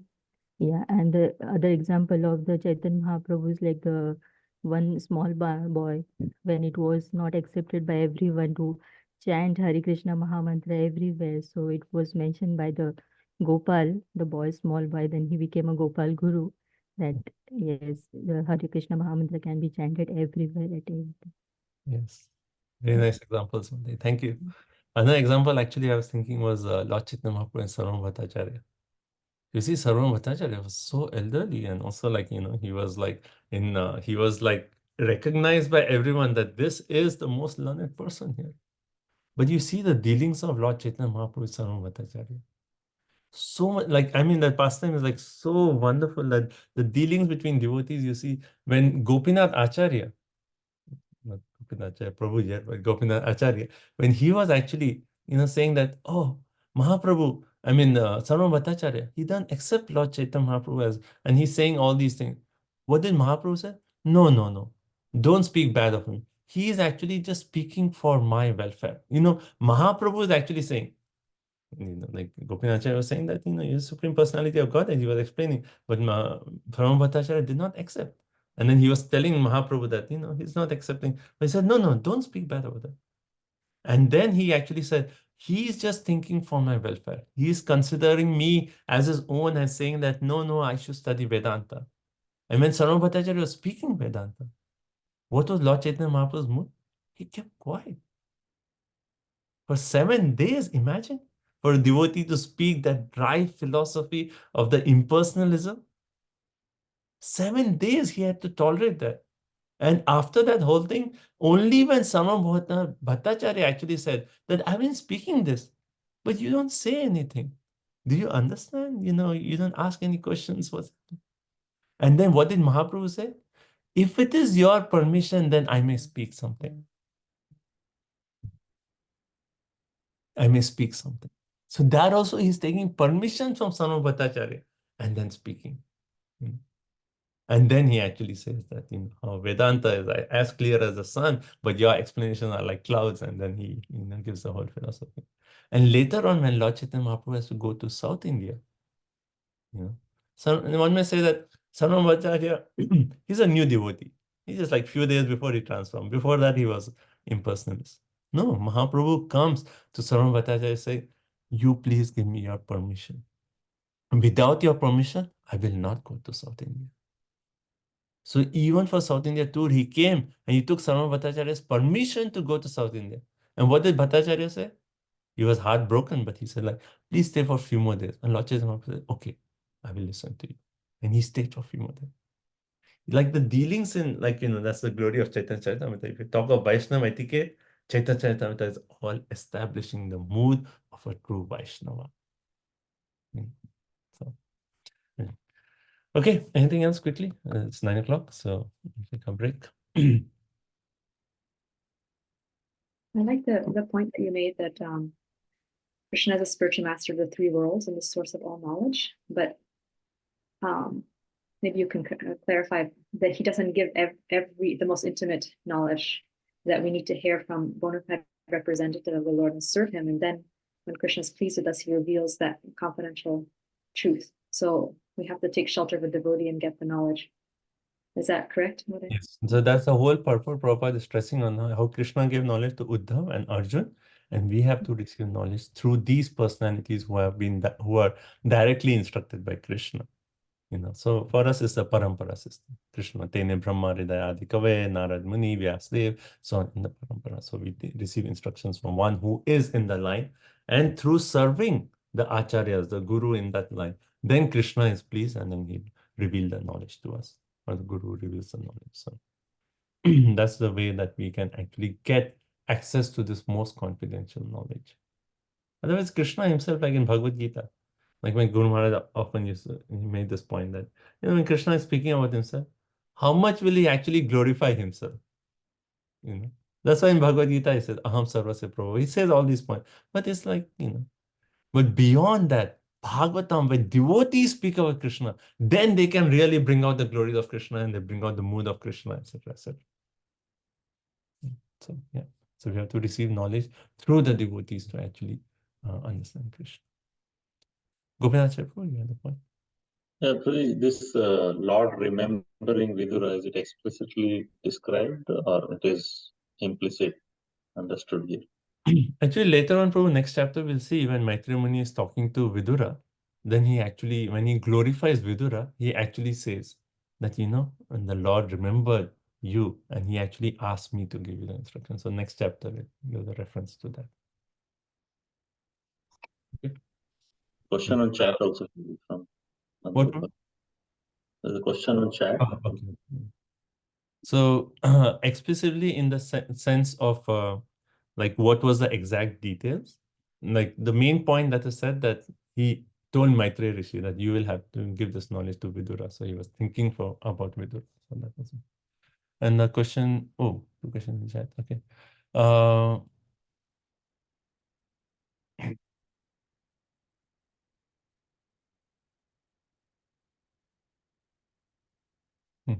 So where is the etiquette in Vraj Prem?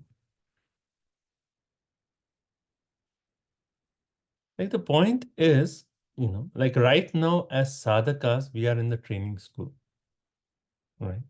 We are getting trained to develop the proper Vaishnava etiquette.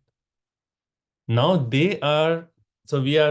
for us, it's so important to talk about Vaishnava etiquette, discuss the dealings between Vaishnavas, understand what is the right way to act, all these things, right? Now you're talking of the Vraj Gopis, right? They are at the perfectest stage.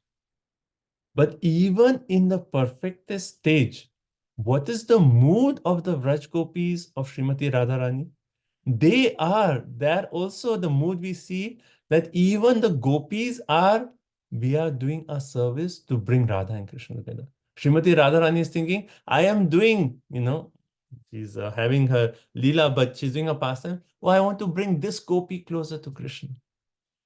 So that also we are seeing some mood of service, the mood of connecting everyone to Krishna. That is the mood of the gopis. But, now we are comparing like two extremes. So we have to see, we are at this Vaishnava etiquette. And once we progress, then we become, then Vaishnava etiquette, it becomes an ornament of a devotee. That's how he acts. It becomes very natural for a devotee. And then you actually transcend and you actually enter the higher realms of bhakti. So when you are going from Shraddha to Prema, as long as we are in stage of Anartha Nivriti, we have to pay specific importance to what is negative, what should not be done, what should be done. Once we go beyond Anartha Nivriti, we come to Nishtha Ruchi, then those things that we are cultivating now, they become natural to us. One need not consciously do those things, but he's living that life. So that's the point. And gopis, they are at the perfect stage.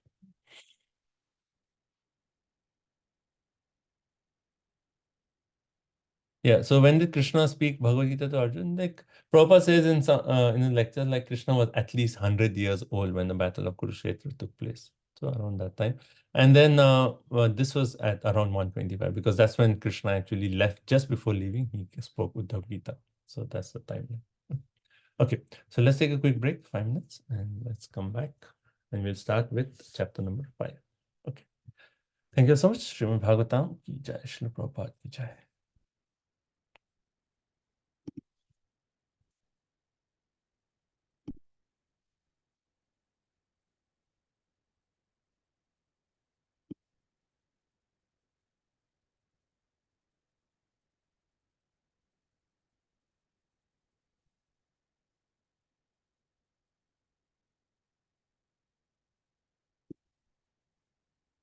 Jaya Shri Hare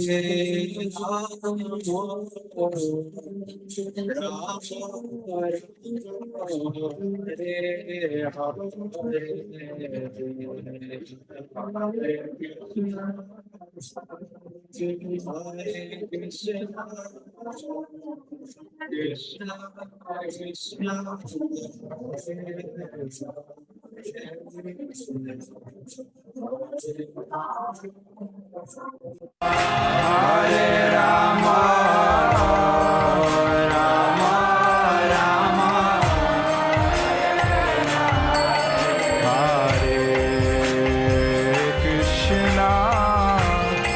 Hare Krishna, Krishna Krishna, Hare Hare, Hare Rama, Hare Rama, Rama Rama, Hare Hare. Everyone. Hare Krishna,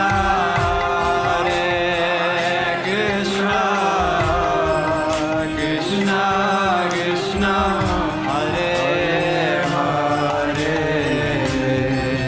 Hare Rama, Hare Rama, Rama Rama,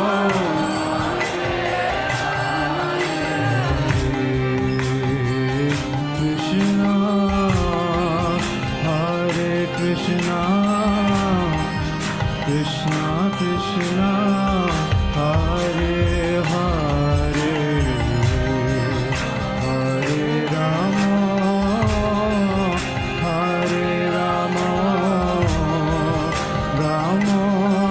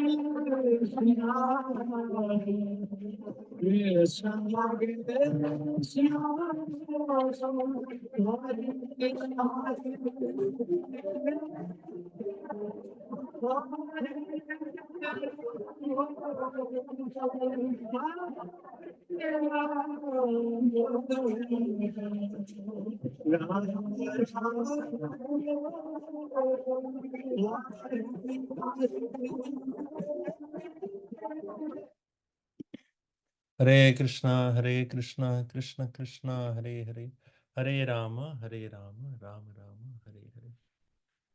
Hare Krishna devotees, please come back. So we'll continue. We'll start with chapter number 5, titled Vidura's Talk with Maitreya. Okay, everyone's back. Please come back. So I'll just quickly share my screen. You'll just see this entire chapter overview.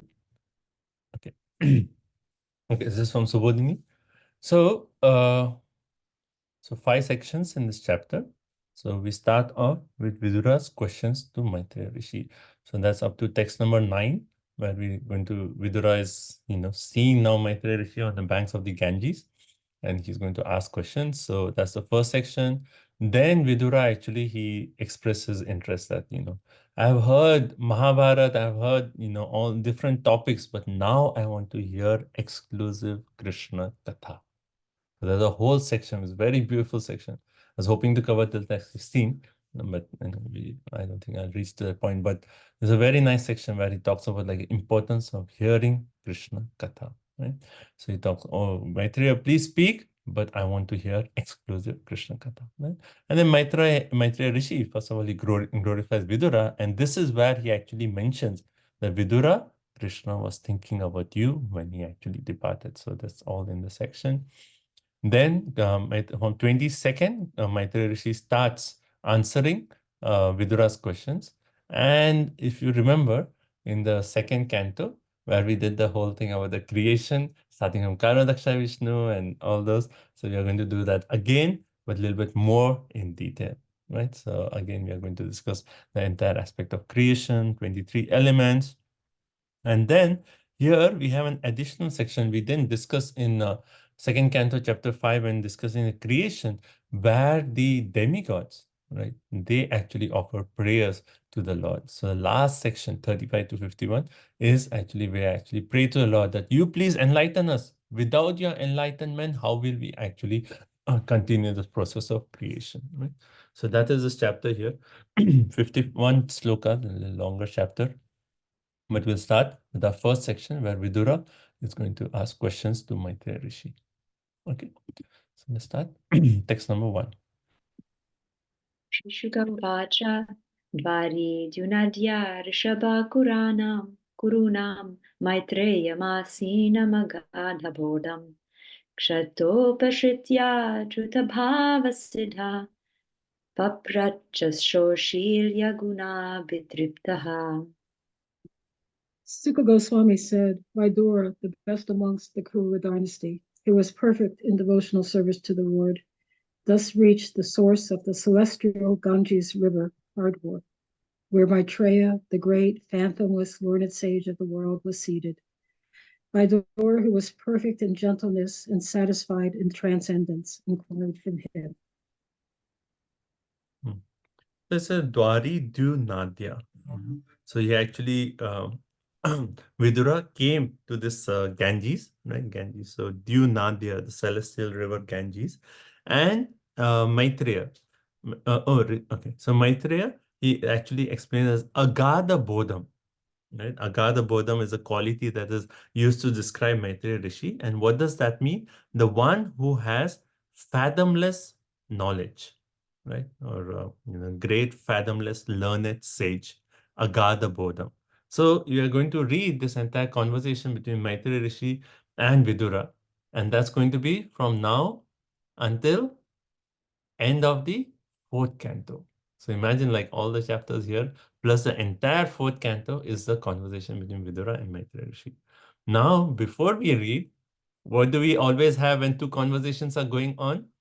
First of all, we discuss the glories of the speaker and the glories of the listener to actually point out that both of them are so elevated. So certainly their topic is going to be elevated. It is worth giving our full attention to. So what are the qualities of Maitreya Rishi? Agadha Bodham. He is the one with great, fathomless, learned sage, or he has unlimited knowledge. Now, Vidura, what is his qualities? The main quality that Prabhupada is actually stressing on, elaborating the purport, Achyuta Bhava Siddha.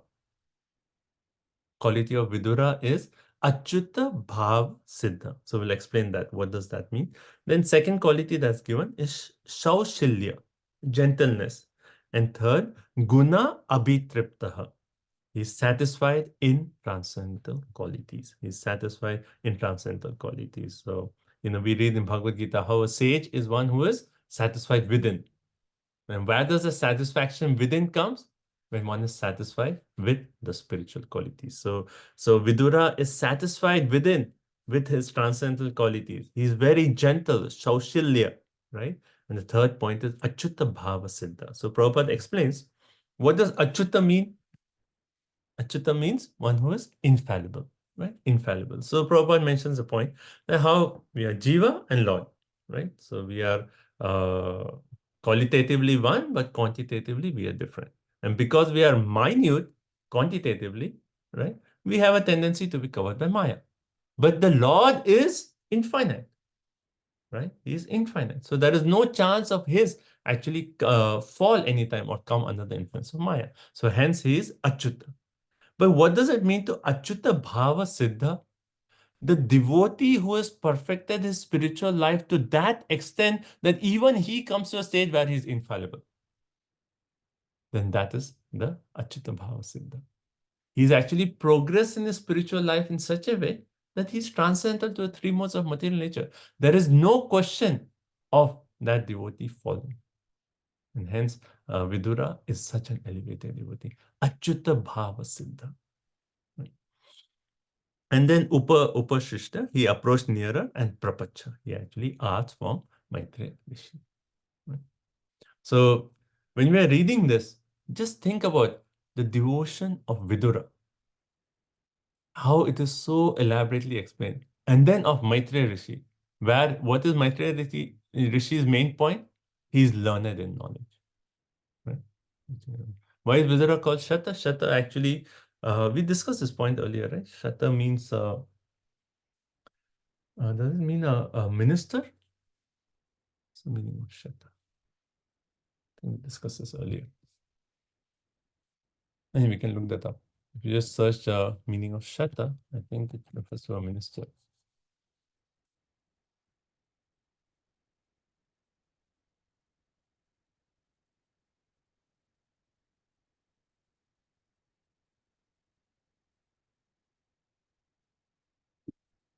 Anyway, we can search that up. But we had discussed this point earlier. I don't remember. Anyway, I'll put it on the group. Okay. I'll search and put it on the group. Okay. So this verse is basically Vidura is glorified as such a elevated devotee. Maitreya is said to be of like learned sage. And then Vidura approached Maitreya Rishi and he's actually Prapacha. He's actually asked. Okay. So Maitreya Rishi, just the way that Vidura is approached, he's satisfied with Vidura's gentle behavior. Right? When does a guru give knowledge to a disciple? When he's satisfied with the guru's, with the disciple's gentle behavior, his mood of service, and the way he's actually approached. So that point is important. How Vidura approaches Maitreya Rishi. Again, we see, the behavior of a Vaishnava. Text 2. Okay, so before we go to text 2, I want to make a little bit more general point. So, at the end of the second canto, we discussed there are 10 topics of Srimad Bhagavatam. Atra, Sarga, Visarga, Sthanam, Poshanam, Uthaya, right? Now, we read that how different acharyas say give different explanations to how these topics are explained. Like Jiva Goswami says, every canto has all the topics, right? But what was Sridhar Swami's explanation? Anyone remembers? He actually says third canto is actually the first. Atra Sarga Visarga se, right? Sarga Visarga. So Sarga is canto 3. That's how, and then he goes further and says third, fourth, fifth, and it goes Sarga Visarga and so on. So third canto, the main thing Sridhar Swami is saying is talking about the creation, Sarga aspect, right?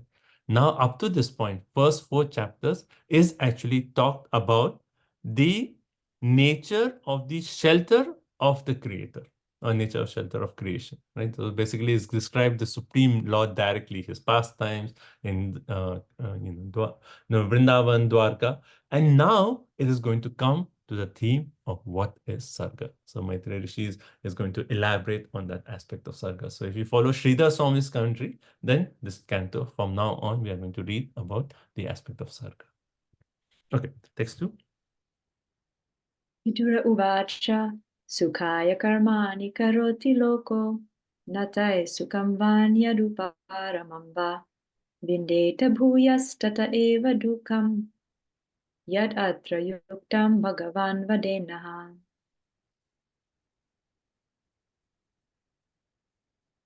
Who's next? Please go ahead. Lavanga Manjimataji. Hare Krishna. Vidura said, O great sage, everyone in this world engages in fruitive activities to attain happiness, but one finds neither satiation nor the mitigation of distress. On the contrary, one is only aggravated by such activities. Please, therefore, give us directions on how one should live for real happiness. Now, one may say, like, why is Vidura asking this question? I mean, like, up to this point, we say, like, Uddhav actually has received that most paramam sthitim, that highest knowledge. Sure, Vidura, and he wanted to know about this param sthitim, and he approached with Uddhav with that intention. And Uddhav said, ask this to Maitreya Rishi. So basically, the question on Vidura's mind is these confidential topics. That's what Vidura wants to hear. But why is he here asking? And what is the question he's asking? He's saying Vidura Uvacha says Sukhaya Karmani Karoti. So everyone everyone in this world, what do? We act for getting sukha, for attaining happiness, right? Everyone in the whole world. Our intention of working is what? So we can get some kind of sukha. But what happens? Anyat. But opposite. Anyat means exactly opposite happens, right? What does when one actually engages in fruitive activities, what happens? Na sukham, na uparamam. One neither finds happiness, neither he gets satiation, right? And then bhuya dukham, not a mitigation of distress. Atra, therefore, under these circumstances, yuktam vadet, please enlighten us how one can actually get real happiness. Now, this may be a question for, someone coming to Krishna consciousness may ask this question, right? And he may, someone new may come and say like, I'm working so hard. All I'm doing is just to get happiness. But I see that every time I try something, it is like so fleeting happiness and there's so much distress. There is no mitigation of distress. Neither I get satisfied with that happiness. I was here in class and someone was singing a song from the 70s. I never heard that song, but he said like there was a song where it said, and I don't get no satisfaction, and it goes no satisfaction, and it goes again and again. And so again, people say, I don't get no satisfaction. Even I try and try and try, I don't get no satisfaction. So basically that's the point. And he's saying like, I need no happiness, no satiation, no mitigation of distress. So tell me, what am I missing? Isn't this a point that, a new bhakta, a new person may ask? Why is Vidura? He wanted to hear the most confidential topics. Why is he actually asking this question? Right? So Prabhupada actually explains, and he says, Uddhav asked Vidura to approach Maitreya to inquire all these deeper topics, these confidential topics, but out of natural humility. Vidura is actually asking, let me start with the basic knowledge. Let me start with the basic knowledge. And then if Maitreya Rishi has heard all these confidential topics, and there's also one point that we discussed in the last chapter, if you remember, where I think text 21 on the previous chapter, where it was said that yes, Krishna is speaking, but that knowledge is for Uddhav, not for Maitreya Rishi. You remember we discussed that? The conversation was there, but it was for Uddhav, not for Maitreya Rishi. So Vidura is thinking that Uddhav said that. When Krishna was speaking this, it was for Uddhav, not for... So does Maitreya Rishi really know all these confidential topics? Vidura is thinking that. Yeah. And I don't want to ask those topics. What if he does not know? So I'll start with something basic. And then if he knows, then he will reveal it. As he proceeds, he will naturally say that, oh, actually, Krishna spoke of these higher topics, so I will reveal them to you. But let's start with basic. And that. So out of natural humility and also thinking this point, did Maitreya Rishi actually know all these deeper topics? I don't know whether he knows, because Uddhav said Krishna spoke to me, not to him. Hence Vidura is asking this. Is the point okay? That mood of Vidura. Okay. Prabhuji, one question. Like, why did Vidura is a exalted devotee, and Maitreya Rishi is not? I mean, we heard in the previous chapter that he is not a devotee. He is like yoga yogi. And why did he? Yeah. So I mean, why did they like if you look at the Parikshit Maharaj and Sukadeva Goswami, they are perfect, but how can we understand these two devotees' dealings? Good you ask this question, because when I had this question, if you see Vidura's devotion is glorified so much in the first verse. But what does Maitreya say? A great sage. And previous chapter we read, he is actually considered a Jnani Bhakta. So how come Vidura, it seems that he's more advanced in devotion than Maitreya Rishi. And then the whole, this canto, next canto conversation Maitreya Rishi is playing. The main point is that Maitreya Rishi heard the conversation when Krishna was leaving. And because he was there and he heard the conversation, he is qualified to give that knowledge to Vidura. That's the whole point. And maybe, this is something maybe we can ask some senior devotees, isn't it that Vidura's devotion is more, seems like a more advanced devotee than Maitreya Rishi? How do we understand this? But the main qualification that is being stressed, Maitreya Rishi was present. He heard it. And isn't that the starting of Srimad Bhagavatam? When Sonak Rishi, they said, Suta Goswami, you were present when Sukadeva Goswami spoke with it. So hence you actually repeat. And same here. Maitreya Rishi, you were present when Krishna spoke to them. Hence you repeat. So that's the main point. But devotion-wise, maybe someone senior can explain this point, but it seems like Vidura is more advanced than Maitreya Rishi. Okay. Okay, let's continue. Text number 3. I guess it shows Vidura's humility also. Yeah, Vidura's humility. He's willing to hear from somebody maybe who's even... Yeah. Vidura's humility for sure. And that's why Prabhupada makes a point that this is natural humility that's coming out. And that's why he's not asking deeper topics. Start with people are working for fruitive activities, they don't get happiness. How should we act? Yeah. Thank you. Text 3. Janasya Krishna Vimukasya Daivad Adharma Shilasya Sudu Kitasya Anugrahaye Hacharanti Nunam Bhutani Bhavyani Janardanasya.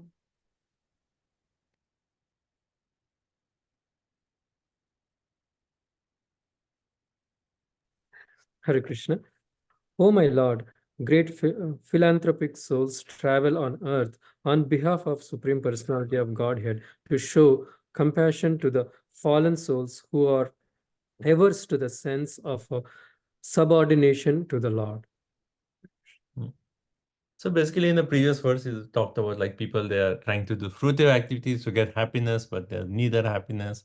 I don't get no satisfaction, So what should we do? And in this verse, he's actually telling the cause of it, right? So what is the cause of our entering into the spiritual world? Oh, entering into the material world. The cause of entering into the spiritual world is Srila Prabhupada. But the cause of entering the material world, why is it? And this verse starts off with that point. Sukha. Sorry. Where is it? Janasya Krishnad Vimukasya. As soon as we Vimukhasya, we turn away from Krishna. Right? Isn't that Chaitanya Charitamrita verse I say, Krishna Bahirmukha Bhogavancha Kare. Nikataste Maya Tare Japoti Adhare. Right? As soon as we turn away from Krishna, Maya Japotiya, she grabs us. Okay, now you are under my control, right? So it starts off with Janasya Krishna Vimukasya. The common man, we turn away from Krishna, right? Vimukha, away from Krishna. And then what happens? Daiva. We actually come under the influence of Maya Japotiya, Maya, right? And then when we are under influence of Maya, then what is the next word? Adharmashilasya. We act adharmic, irreligious activities we do, right? And then what is the result? Su-dukitasya. Su-dukitasya. Always unhappy. I mean, this is our entire sequence of our fall down. A reason for here in this material world. Even say, why are you here? These two lines are giving. Janasya Krishna Vimukasya Daivad Adharmashilasya Sudukitasya. That's my story. If someone asks, like, you go for a job interview and say, what is your story? You can say, this is my story. Krishna Vimukasya, Daivat, Adharmashila, and Sudukitasya. That is my situation here. But there is hope. But there is hope. And what is that hope? Anugraha. We see this word again and again, right? Anugraha. What does anugraha mean? That is hope. For mercy, right? Anugraha. And anugraha from whom? Anugraha due to the compassionate nature of Bhavyani. Bhavyani means the great souls, right? The great souls. They actually, what do? Charanti. They travel around the world and say, oh, all you have turned away from Krishna. Here, take this knowledge. Take a Bhagavad Gita. It will transform your life. And they actually travel everywhere. Janardhanasya. Just on behalf of Janardhan Krishna. So that is hope. The first two lines is our situation here, Sudukitasya, but the hope is personality like Srila Prabhupada, who's traveled out of Anugraha. The reason Prabhupada left Vrindavan, just out of Anugraha, compassion for all fallen souls. And he traveled around the world 14 times just to pick each one of us and say, here, take the mercy, and go back home, back to God.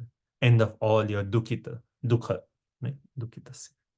So here, why is Vidura saying this? Because he's saying, oh, Maitreya Rishi, you're a great soul. You travel all around the world just to show compassion to fallen souls like me. Again, we see Vidura's utter humility. Vidura's so elevated devotee, but we see his utter humility, saying, you are traveling all around for fallen souls like me. You please enlighten me. Okay, next verse, text 4. Tatsadhuvaryadishavartmashamna samradito bhagavan yena pumsam hridistito yachati bhakti pute jnanam satatvadigamam puranam. Therefore, O great sage, please give me instruction on the transcendental devotional service of the Lord, so that he who is situated in the heart of everyone can be pleased to impart from within knowledge of the absolute truth in terms of the ancient Vedic principles delivered only to those who are purified by the process of devotional service. So interesting. Huh? He's actually saying, Vidura is saying, give me the knowledge by which the super soul in the heart will actually enlighten me. Give me the knowledge so that I can come to the stage where Dadami Buddhi Yogam Tvam. Krishna in the heart will reveal knowledge to me personally. Right? So basically, what is Vidura asking about? Bhakti. That's the ultimate thing that he's asking about devotional service. Therefore, sadhu varya, oh best of the sadhus, Adisha, please instruct me. Right? Some vartama, the auspicious path for me. Right? Bhagwan yena pumsam ridhi stitaha. The Lord Bhagwan, who is pumsam ridhi stitaha, who is situated in the ridhi, the heart of all the pumsam, all living entities. Yachati, he actually awards. Bhakti pate. Jnanam Tattva. He actually awards knowledge to me in the heart in terms of the ancient Vedic principles. Right? Right. Yeah. So that knowledge of the absolute truth in terms of the ancient Vedic principles are delivered, right? Delivered unto me. Okay. So, Prabhupada in the purport, he actually quotes from, as explained in the first canto, absolute truth is realized in 3 stages. What is that verse? 1 Vadanti tat Tattvavidas. 1 to 11. Vadanti tat tattvavidas tattvam yajnanam avayam brahmeti paramatmeti. Bhagavan iti shabdet. So when the Lord is actually revealing knowledge about himself to us, what stage of realization is this? Bhagavan, right? We mentioned the part. The Paramatma is in the heart, but his role is what? Anumantra Pratishta. When the Lord is personally giving that knowledge as Chaitya Guru to us, that knowledge is actually Bhagavan himself in the heart, right? And we discussed this in section 2.8.5. People remember that we actually pray, Anarpita Charimchara, that the Lord be situated in the innermost core of our heart. Paramatma is there, but we want Bhagavan to actually interact with us, give us that knowledge, right? And so Prabhupada says, when will the Lord actually give us knowledge from within? When will that Tesham Sata Yuktanam happen? So Prabhupada says there are 2 stages. One is Vaidhi Bhakti, right? When we do the prescribed rules and regulations as given in a Shastra, Nectar of Devotion, 64 items, we engage in all those principles. But when we progress and when we came to the stage of Raga Bhakti, that's when the Lord, he actually responds from within. We get the inspiration from within. Krishna will tell us, oh, this is how you do. This is what to do. This is what to tell this particular person. That'll be the best thing for spiritual life and so on and so on. But that will come when we are at the stage of Raga Bhakti, right? Krishna will speak from within. So Vidura is saying, oh, Maitreya Rishi, give me that knowledge by which I can come to the stage of Raga Bhakti, where Krishna himself will give knowledge from within. Okay, so let's see. Should we stop here?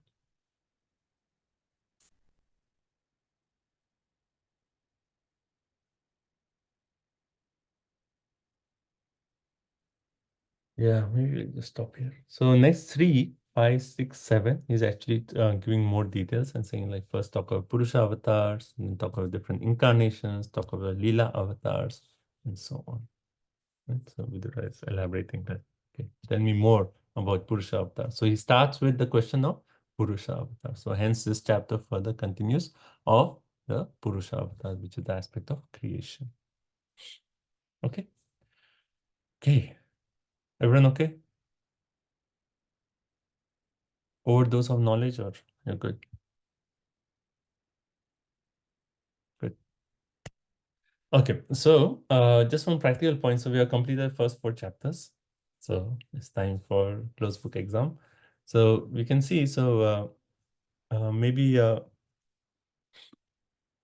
would 11 January work for everyone? Or if you need more time, you can let me know. Would it cover just the first 3 or the first 4? First 4. We're going by 4s now? It depends on like how the syllabus is. Like in Bhakti Vaibhav, they have 4 chapters for the first section. I mean, that's how it's defined in the Bhakti Vaibhav manual. So 13th January is one date, and I'm thinking Saturday.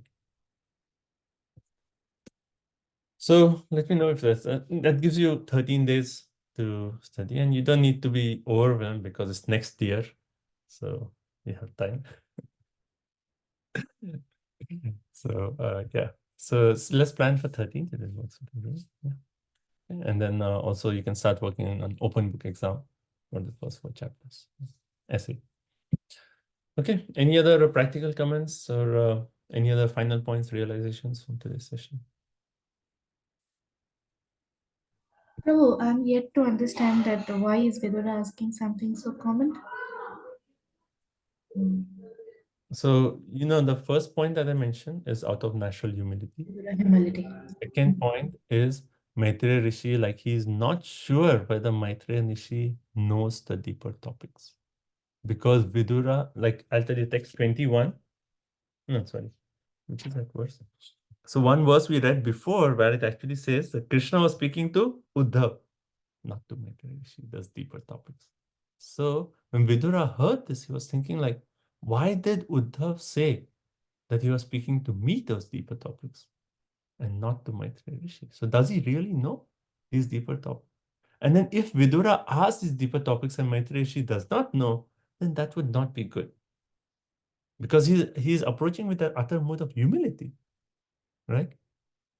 So why would he like ask something which is like he's not sure whether the speaker actually knows? Right? So hence he starts with something basic. And then Vishwanath Chakravarti Thakur is actually elaborating and making the point. I'll start with basic, and if he knows deeper, he'll anyway tell me. He'll tell me that, oh, actually Krishna told all these deeper topics. So that will come naturally. But it's not good for me, to start off something deep. And also if you're asking something deep, then where is your humility? You'll be like, am I qualified to receive that deep knowledge? As soon as we come to the state of humility, you're like, okay, maybe explain Bhagavad Gita, then we'll come to the deeper topics. Like, you won't go to your guru and say, oh, Guru Maharaj, please explain me Ras Leela, Ras Panchadaya. What is my qualification to know? All right? So, in that mood, in the mood of humility, say like, okay, Guru Maharaj, I'm struggling with my sadhana. I'm struggling with chanting 16 rounds. My attention is not there. Please help me with this. Right? That is the mood of, so Vidura is, in that mood of humility, asking the basic question. And it's for the benefit of all of us, right? Okay. Well, Oh, the same thing was asked to my Guru Maharaj actually, how always the same common questions again and again. So he actually said that, like, how many times will I have to say that what you have to do to make your chanting attentive? So, Yeah. When we focus on the basics, the advance will come. If we jump to advance, then we'll forget our basics. Okay. Yes. I was thinking that it's also interesting how, like, Shukadev Goswami and the Bhagavatam, they put this conversation in there. That means there's a reason for it. Like they could have just jumped to Uddhava's discussion with Narayana Rishi and the sages if they wanted. But why are they putting this 2 cantos of this if Maitreya's not so as high topics? So there must be a reason why it's here, that we need this basic knowledge again and again so that it purifies us so we're ready for the more advanced topics. Yeah. And also in this, we'll read further in this chapter, Vishwanath Chakravarti Thakur actually makes the point that you start off with the basic, and the normal mood of speaking is you want to end with sweetness. And the shlok which actually says, we like to end everything with madhurya, sweetness. So naturally, Maitreya Rishi will start with the creation and he'll end with the sweetness. So in the talks of sweetness, then all those topics will come. But let's start with basically. And then he'll talk of different incarnations. Even in this canto, we'll read our different incarnations, right? So we will have different pastimes. So Varahadev, right? Varahadev will lead further in this canto. So. Prabhupada, sometimes he would give the example of building a house. You don't start with the top, you have to start with the foundation. And sometimes it looks like you're going backwards because you're digging a huge hole. But unless you have a really, really strong foundation, everything you build on top of it's going to come tumbling down, it'll collapse. Wonderful. Nice point that we are actually going down to actually raise up. Yes, nice. Thank you. Anything else? Guruji, it's always beneficial whenever the two devotees, the advanced devotees, they come together and talk about the Lord. So it's all the time beneficial for everyone. Yeah. Prabhuji, I have one question, because it is mentioned, this Maitreya Rishi, it is considered as a Karma Mishra devotee, Gyan Mishra devotee. So is it by the Lord's direct association while listening the message, he became that Gyan part is gone and he became more pure devotee? Yes, certainly that point is there. You know, that initially when he came, it was Jnana Bhakta, you know, that we read. But by that association, by hearing that point, it is one way Maitreya Rishi has become qualified to actually speak this knowledge. You know, he's speaking Srimad Bhagavatam, so it is certainly like, you know, yes, he is, so he is, you know, by that knowledge, come to a higher state of consciousness. Certainly, yes. Thank you, Guruji. Okay. So thank you so much for your association. We'll end here. Granta Srimad Bhagavatam ki jai, Srila Prabhupada ki jai, Vanchakalpatarubhyasya kripa sindhubhyevacha patidanam pavanebhyo vaishnavebhyo namo namaha. So now, tomorrow New Year, everyone likes to make New Year resolutions. Please take a resolution to actually dive more into nectar of Srimad Bhagavatam. Spend more time with Srimad Bhagavatam, you know, relish Srimad Bhagavatam. That's our life. Is all just to relish the nectar of Srimad Bhagavatam. So let's try to go deeper together. Thank you so much. Srimad Bhagavatam ki jai. Hare Krishna. Thank Thank you so much. you. Hare, Hare. Thank you, Prabhuji. Thank you. Hare Krishna. Devotees, Hare Krishna. Thank you, Prabhuji. Hare Krishna. Thank you, Prabhu. Thank you so much. Hare Krishna. I'll have New Year in 4 hours. Oh, Happy New Year, Mataji. So, Nanda, that is my New Year. It's 3 months to go, bro. You're fortunate. You're in Mayapur for so long.